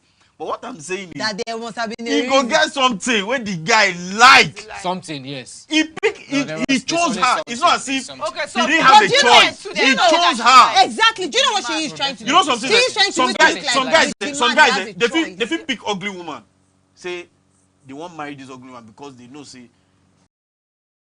if I put her for house, if I say sit down, my peace they guarantee. My peace, you don't get my point. So it's not as if he didn't have a choice. He could have decided to go for that figure 8 and put her in his house or another person. But because he don't know, say even put figure 8, if you don't tell her, make she sit down, make she sit down. So he decided to go for someone that he will talk to and that person will listen to him. So he had choice to make. He had options. Yes. When you're talking of settling, the person who get choice. Are you saying now that? Are you saying now that for women? Let me just wait. Are you saying that for women now, for a woman now, when she's of age and all, even if she's 36, 37, 38, even 40. if she sees a man that is raw, everybody know him, he's a tough, she'll just be like, oh, my time is going and it's only this man. If the guy said she won't marry him, she go marry him. It's a lie. I don't think it's true. It's a lie. I don't think it's true. Lie. I don't buy into that. What do you even think of it? What do you even think? Exactly. I think you know one thing I'm going to say that the kind of women Sheyi rolls with is all those kind of women. The kind of who? The kind of women. You are a bandit. You are a bandit. Yeah. You're wondering. Who are you meeting? Wait. Why would they hype on herself? Why are you meeting? Why would they hype? I don't think women have Why would I hype myself? You might say, if you're meeting women of this age, maybe before they get to that stage, they say maybe they want a guy that has too much money or all of this. But once they get to that part, they now like, okay, this one doesn't have much, he has this. But he has this. Even men are being realistic. That's what I'm saying. It's the same thing. Everybody. Yes. Women. Everybody moves from a place of fantasy. Exactly. Everybody. They toast to. Now man they toast woman. I mean, woman they toast man. It's a The two. Now you might ask questions. The two. Please hush, please. Okay. Talk to the hand, please. I'm talking to you. Am I talking to you? I ain't talking to you. Hush. Anybody that likes you. Woman they toast man. Yes. You don't see where woman toast man. Yes. Wait. Oh yeah. If person want to engage person, propose. Who they propose? Okay, you didn't say propose. Calm down. You say toast. Man, answer my question. You say toast. Oh yeah, I don't come out. Oh yeah, I don't come out toast. Oh yeah, where you don't enter. Propose. For propose. You don't ever see a woman will propose to man say, will you marry me? No. Good. But she go feel initiator. Thank you. She feel initiator. She feel no bring the ring down. As a man duty to so propose. if she initiate him, That's if she they give the man clue. Yes. They made the man propose. Yes. So whose choice is it to make the proposal? The guy now. Good. What am I trying to say now? That it is the guy that makes the choice, not the woman that makes the choice. Women still make choice. How does she make the choice? She cannot predict who will propose to her now. No, but she still has. It just means like say woman now. I date woman now, for example. Okay, she likes me. She wants me to propose to her. I can decide not to propose to her. And that one a different ball game. No, be but different she ball game. choose say now this kind of person I go like one day. Bam. Now me when she like, I no propose to him. But another guy did. She not too like the guy. That one propose to him. And she don't be 38, 39. And you think she's You think say she don't go accept that guy proposal? No, she's she not. go wait for me. She will not. Let's be factual. Let's be factual. In this part, let's be sincere. I feel she's going to accept this one because Bam. if this guy is wasting time. Your opinion. No, it's not his opinion. No. He's not speaking for us. No. So She what this guy is doesn't. wasting, and she's saying that this guy is not going to say No. anything. Wait, at what time? What do you mean at what time? This one At what time? This one that is proposing. This one that is proposing is responsible. Man, no. Then you're saying she's very settled. desperate. Then you're still saying she's settled. Yeah, she's settled now. That's what we are saying. That women scenario. Sheyi, remember, Sheyi, do you know what I'm you're doing? not. Do you know you're doing that Nobody thing said that again? women do Sheyi, you're doing that thing again. What am I That thing you doing? always do. You bring a scenario and then you rope all the conversation into that. This is one scene. Sheyi, I just gave you an example. That's You what said I you bring the scenario. No, what do you want to say? You bring that scenario and say, Because one because I know what you're doing, but this is one. Let's even agree. This is even one scene. Exactly. So you're not saying that women don't You're settle. saying Give me for another all scene. women. Give me another scene. You're saying all women. Give me another So what scene. you're trying to We're tell me talking in that generality. all women that are 40. Any woman that is above 37 would definitely settle. For any man she sees. No, she will not. So if she sees She a will not. drug or a She drug will addict not. or a mafian, She will say she will not. change him. She will say she will change him. She will not. Let me tell you. change him. She will not. She's going to make I'm not speaking. Yes, Am I not speaking? Lie. She don't go do like that. She's going to make her choice. she'll change the I don't mafian. believe that one. She'll say she'll She'll change the She will mafian. say she will change him. You're even saying mafia. So you're telling me In that fact, a well-to-do now woman. woman language with that. So I wait. will change him. Don't So worry. what? When we get married, we will change. Which one woman trying to are tell you me that a meeting? woman of let me say high caliber, or do you understand? She's working. She's making her own money. She's big. Yeah. She's not just. She's going to go and marry a riffraff just because she's 40. She will touch him up. No, she will Oh, not. She will Jesus. touch him up. She will not. She has the money. She will She has touch the him money up. to go and marry a riffraff. Let me she tell you. Are you those saying it's not happening? I'm not saying it's not happening. Yes, what are you but not I'm just saying that it's not in all cases. Exactly. That one, Korede. because she has decided to Korede. marry the riffraff. Korede. That is her own. A woman that is her own 38. So she's just going to settle. She no see person say, will you marry me? She can't see one guy. One guy just come out from One nowhere. riffraff. One riffraff. Let's even use your language, Never. your words. Yes. Riffraff.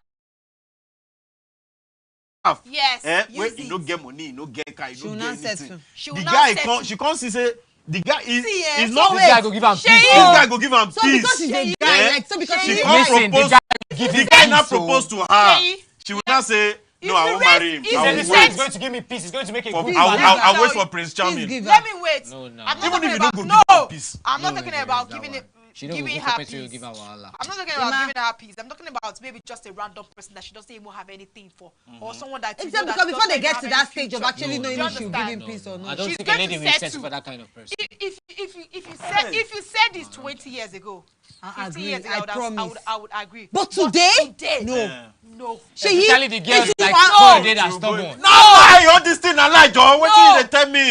No. When pressure Part hits them well, they go know wetin dey happen. What are you? So What what are you're you? trying to tell What me are that you there are saying? no women that are 38 that are not married? They are not lying, A woman is and they are 38, rejecting 39. proposals. When we say she get serious respect for her family, she will come talk say,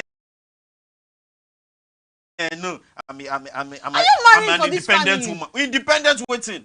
People that you are My friend go and marry. running What are you saying? See. I don't need to argue Brother, with you honestly because brother, you're actually see, what brother, let me because explain something. I already understand What the they are kind of saying people you is the roll truth. with. See, I roll with you. when You don't roll with It's me. you I roll with. You don't roll with I me. will not call I roll with I you. will not I call roll it with bank you. and I roll roll with tweets me. back in the days.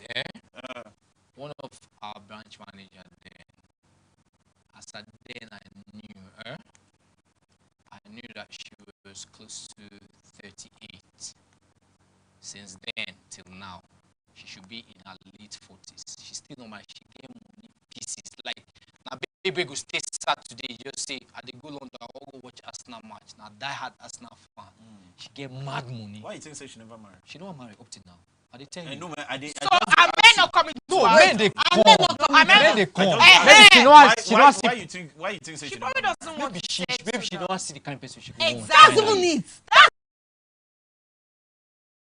Don't say she don't get pressure. I'll tell you why she's not married. Why she doesn't see herself under a man. That's why she's not married. It's not as if she don't see. It's sure for me, she go dey punch some of those ones where they come to stand. They go they do them on a low-key.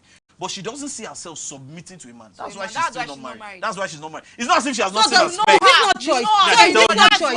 Wait, is this not choice? It's not choice. So it's not choice. She decided to stay unmarried. She doesn't want to be under a man. Is it not choice? It's a choice. It's a choice. The choice we are talking of here is choice of picking a woman, picking a man. No, it's not choice. It's not choice. You're defining choice. You're giving choice your own definition. Madam, it is not choice. No, that's what you're doing. And I will explain why it is not choice. Can I explain? No, you can I explain? No, you cannot. Do I have the floor? No, you don't have the floor. Okay, then allow him to explain. Do I allow him to explain? Can I explain, please? Yes, you can explain. Can I please explain? Yeah, you can. Thank you very much. Now, when I say it's not choice, this is why I say it's not choice. You just be changing. This is a woman that. If this was a man now, is it choice? Wait, if this was a man, if it was a man now, remove the woman. You say it's choice. If it's a man, you say it's choice. Let's listen now. Let's listen to him. Toxic masculinity. Wait, if it was a man, let's listen to him. If it was a man, you say he chose. That was in this scenario. Now, I won't say he chose. What I'm going to say is, you don't see him being under a woman. That is his person. He doesn't want to get married. But this is not her person. No, that is her own person too. She doesn't want to get married. But she can't say under a man. It's different from I don't want to get married to someone who is not my spec. Get the point I'm making. That is there are two parallel lines. No, listen. There are two parallel lines. Just listen very well. Just listen. Don't worry, babe. Listen. Two parallel lines. I don't want to get married at all. Even if I see my spec. That's one line. Even if I see my spec, I don't want to get married at all. That is one. There's another woman that says, oh, I want to get married, but it must be my spec. There are two different things. So these two things. This one is said now. This one is said now. She doesn't want to get married, even if she sees. Oh, she told you that a millionaire, someone that has money more than her, a Prince Charming. She will still not marry. It's a lie. It's a lie. Okay, let's agree. It's a lie. Agree. She will not get married. It's a lie. That girl, she said she wants to. He wants to marry and she said no. I don't want to marry. Well, like a woman like that, I'm telling you, she won't get married to you. Oh my God! She has her own money. She's a career woman. What does she need a man for?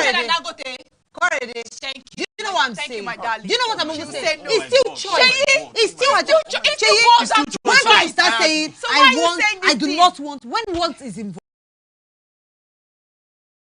it's choice. It's choice. It's still choice. Related to the topic we're discussing, we said as women age, do their choice of a partner drop? That's what we are discussing. We are not talking about do they settle. We are not talking of a woman that has decided that she doesn't even want to get married at all. Whatever. But do they settle? See. This woman now, did she settle? See. For who? For any of the men that are coming because of that. In his example. Yes. She didn't settle for anybody now. She's not willing to pick anybody. But she does not have family that is pressurizing her. She can decide and say, oh no. She goes. Sir, I don't want to get married. It's not. But I don't want to get married. Her, my friend, go and marry.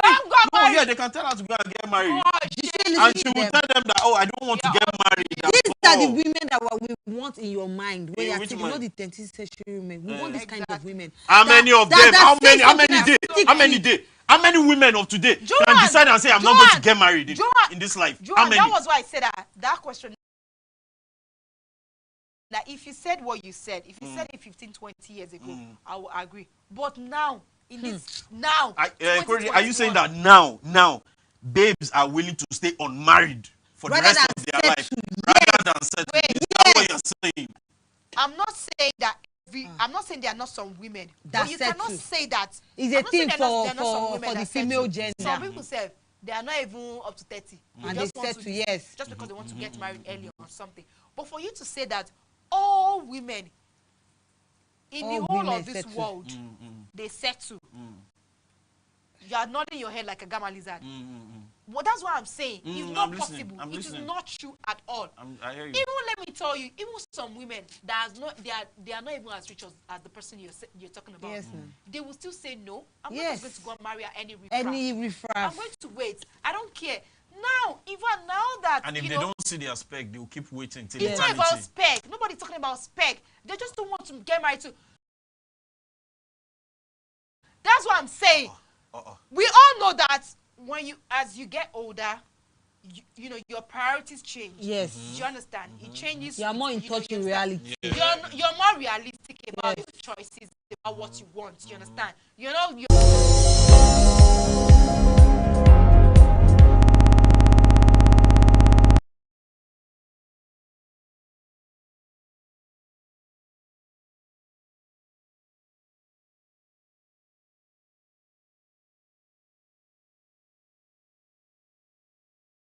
And Civil Defense Corps has confirmed the killing of 2 of its men by bandits in Obiangu in the Ngokpala local government area of the state. The state spokesman for the Corps, Chimeziri Noel, who confirmed the incident, said as part of the primary assignment and mandate of the agency, the officers were on routine monitoring of some critical national assets and infrastructure in the area when the incident occurred. Noel said the NSCDC officers were attacked and killed by bandits in the early hours of Monday, adding that their bodies had been deposited at the Federal Medical Center in Owerri. And troops of Operation Hadinkai have repelled an attack by the Islamic State West Africa Province ISWAP on a military base in Borno State.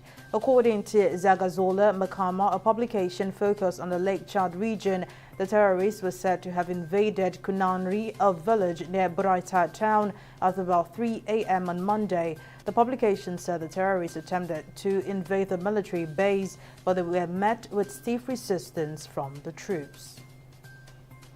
And the governor of Borno State, Babagana Zulum, says the federal government has released 15 billion naira to the Vice President Yemi Osinbajo-led committee to ensure safe return of all internally displaced persons, IDPs, to their homes.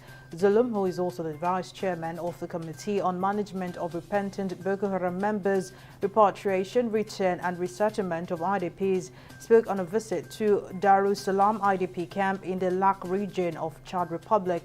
According to the governor, modalities have been put in place by the federal government to ensure the safe return of Nigerian refugees who have been earmarked for repatriation to their ancestral homes. And care home residents are being offered another dose of the COVID-19 vaccine under Scotland's Spring Booster Program. The jab is also being offered to over 75-year-olds in Scotland from April 11th and anyone aged 5 and over with a weakened immune system from April 24th. The latest program of boosters comes following advice from the Joint Committee on Vaccination and Immunization. In business, small business operators under the aegis of micro, small and medium-scale enterprises have asked the Central Bank of Nigeria to review its cashless policy to enhance business growth. The National Vice Chairman of the Nigerian Association of Small-Scale Industrialists, Segun Kuti George, lamented the effect of the recent cash scarcity and stressed the need for the CBN to carry out a complete review of the cashless policy, saying the hardship faced by MSMEs during the recent cash crunch was severe, adding that a complete review was necessary. And Kenyan opposition leader Raila Odinga says protests against President William Ruto's government over the high cost of living would go ahead as scheduled despite a police ban. In a Twitter post, Odinga called for protests on Monday and Thursday, hours after accusing the deputy president of coordinating a campaign of mayhem against the planned demonstrations. Last week, protests in Nairobi and other cities turned violent and one person was killed. Police arrested more than 200 people, including lawmakers belonging to Odinga's One Kenya coalition party from both houses of parliament. And now in sports, Tottenham Hotspur have sacked coach Antonio Conte. The Italian's exit from Tottenham Stadium comes over a week after his explosive post-match press conference outburst following the 3-3 draw at Southampton. Spurs said in a statement late on Sunday night that head coach Conte has left the club by mutual agreement and thanked him for his contributions to the club.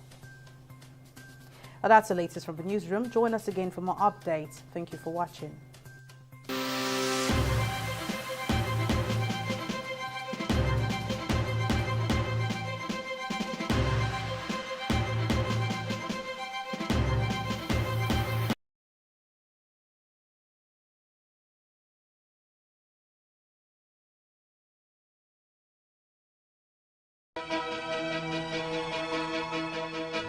Opinions are free, facts are sacred, but truth is universal. How, in practical terms, can we, for instance, de-escalate the tension? President must see himself as the President of the Federal Republic. We know where the enemy is. 3 places. The Lake Chad Basin, the border area between Nigeria and Cameroon, and then the Sambisa Forest. On TV360, we give you a complete dose of everything. Opinion, facts, and undiluted truth. I hardly believe what politicians say in this part of the world. The new Nigeria is possible, a future is possible. We delve into the issues, dissect it so that you can understand it, use it to take action. I don't think there's any need for any governor to look for grant for ranching. TV360, dissecting the issues.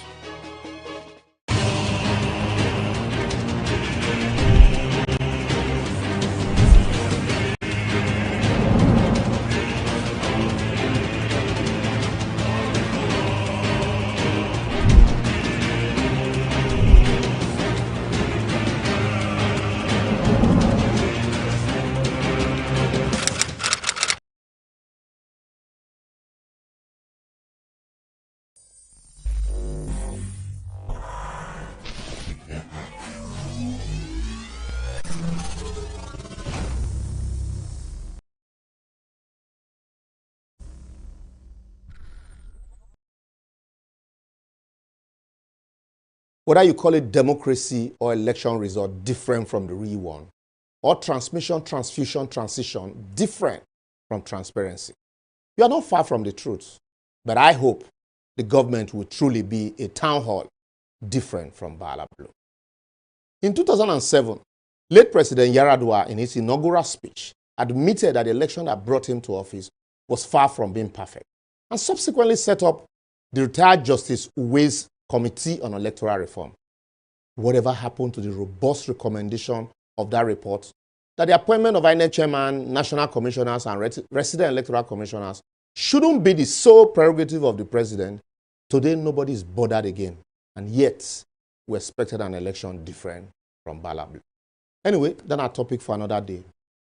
Even though, also, like the 2007 election, I'm aware that just like Professor Rizewu's promises of conducting credible election, Professor Mahmoud Yakub's promises along the same line fell even lower than the expectations of Nigeria. However, because of the constitutional presumption of regularity in favor of INEC result as declared, I therefore congratulate everyone that has received a certificate of return, including Mr. President-elect Bola Ahmed Tinubu, while hailing the courage and resilience of those that have proceeded to the tribunal. I say at the end of the day, may Nigeria win. I've seen videos of the president-elect visiting captains of industries, former military leaders, and some traditional rulers, either with his certificate or without. But I want to urge him also to extend this visit to both Christians and Muslim clerics in the South because of the fears entertained in some quarters over his Muslim ticket. Because we certainly cannot shy away from the fact that our country has been so fractured along religious, tribal, and language fault lines, which also is patently reflected in not only our national life, but showed massively in the voting pattern and the complaint thereafter. Let him not be like Buhari, who promised to belong to everybody and nobody, but ended up allegedly belonging to nobody but a few certain cabals. Anyway, no be me talk. Why Tinubu is on his visits? I hope he has selected his team. He should immediately set out his economic team to ensure timely realization of his blueprint and realizable action plans and programs with actualization dates and timeline to enable us follow up and also determine KPI as he has promised to hit the ground running. Make it not be like Buhari when he hit the ground and started running away from the ground. Well, since Buhari is hardly aware of anything, I also hope he should be aware that there's massive suffering in the land occasioned by his party's failure to fulfill their promises to the people. Even though his party no agree say they failed. But at least now, the intentional decapitalization policy of Emefiele's CBN has for once united both the politicians and the people as complainants. Everybody complain, no money. Even as the Naira is falling headlong and the country has become so unsafe to live. So he should put aside politics and strive to truly protect and provide for both those that gave him 95% vote and those that gave him 7% vote, if you know what I mean. He need not be told that the country needs to diversify its economy away from oil now more than ever before and truly ensure that NNPC is in words and in deed a profit-making ventures like the Saudi Arabia Aramco oil companies that just posted a profit of $161 billion in 2012. 2012, I mean to say. Also, with the prevailing economic hardship and the feeding bottle system of government we run, where states run to Abuja to share money every month, the reformation of the concurrent and exclusive legislative list and enhanced general welfare of the people deserve his urgent attention now more than ever before.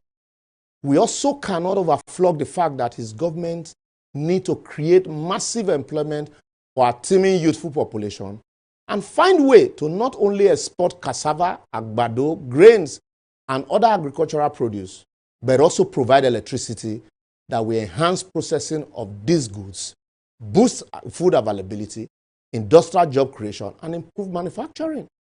Lastly, his government needs to ensure a statutory declaration that will ensure gender equality and participation in government, improve the security of lives and properties, and foster a truly renewed hope different from Bala Blow. May I also draw his attention to the fact that the undermentioned critical areas of our national lives need serious attention and revamping like yesterday. The Land Use Act, elevation of the value and dignity of the lives of every Nigerian above its current parlor state, fiscal federalism, state policing, fuel subsidy, our population census, local government, legislative and judicial autonomy, separation of religion from the state, issues of terrorism, kidnapping, open grazing and banditry. You name it.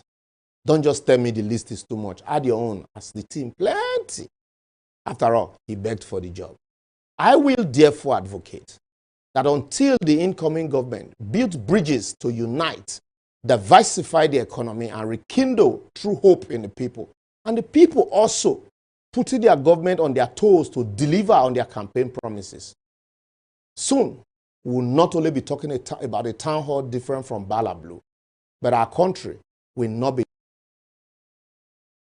different from a Bala Blue. However, irrespective of our misgiving, we must collectively push, pressure, and work to make Nigerians succeed. Anyway, make I stop here for now until next week. But don't forget to follow us on all our social media platforms shown on your screen and let us know if you agree or disagree with us. But in all, let's always be decorous. Lastly, I leave you with this. Never be afraid of your government. Instead, let the government be afraid of you. See you next week.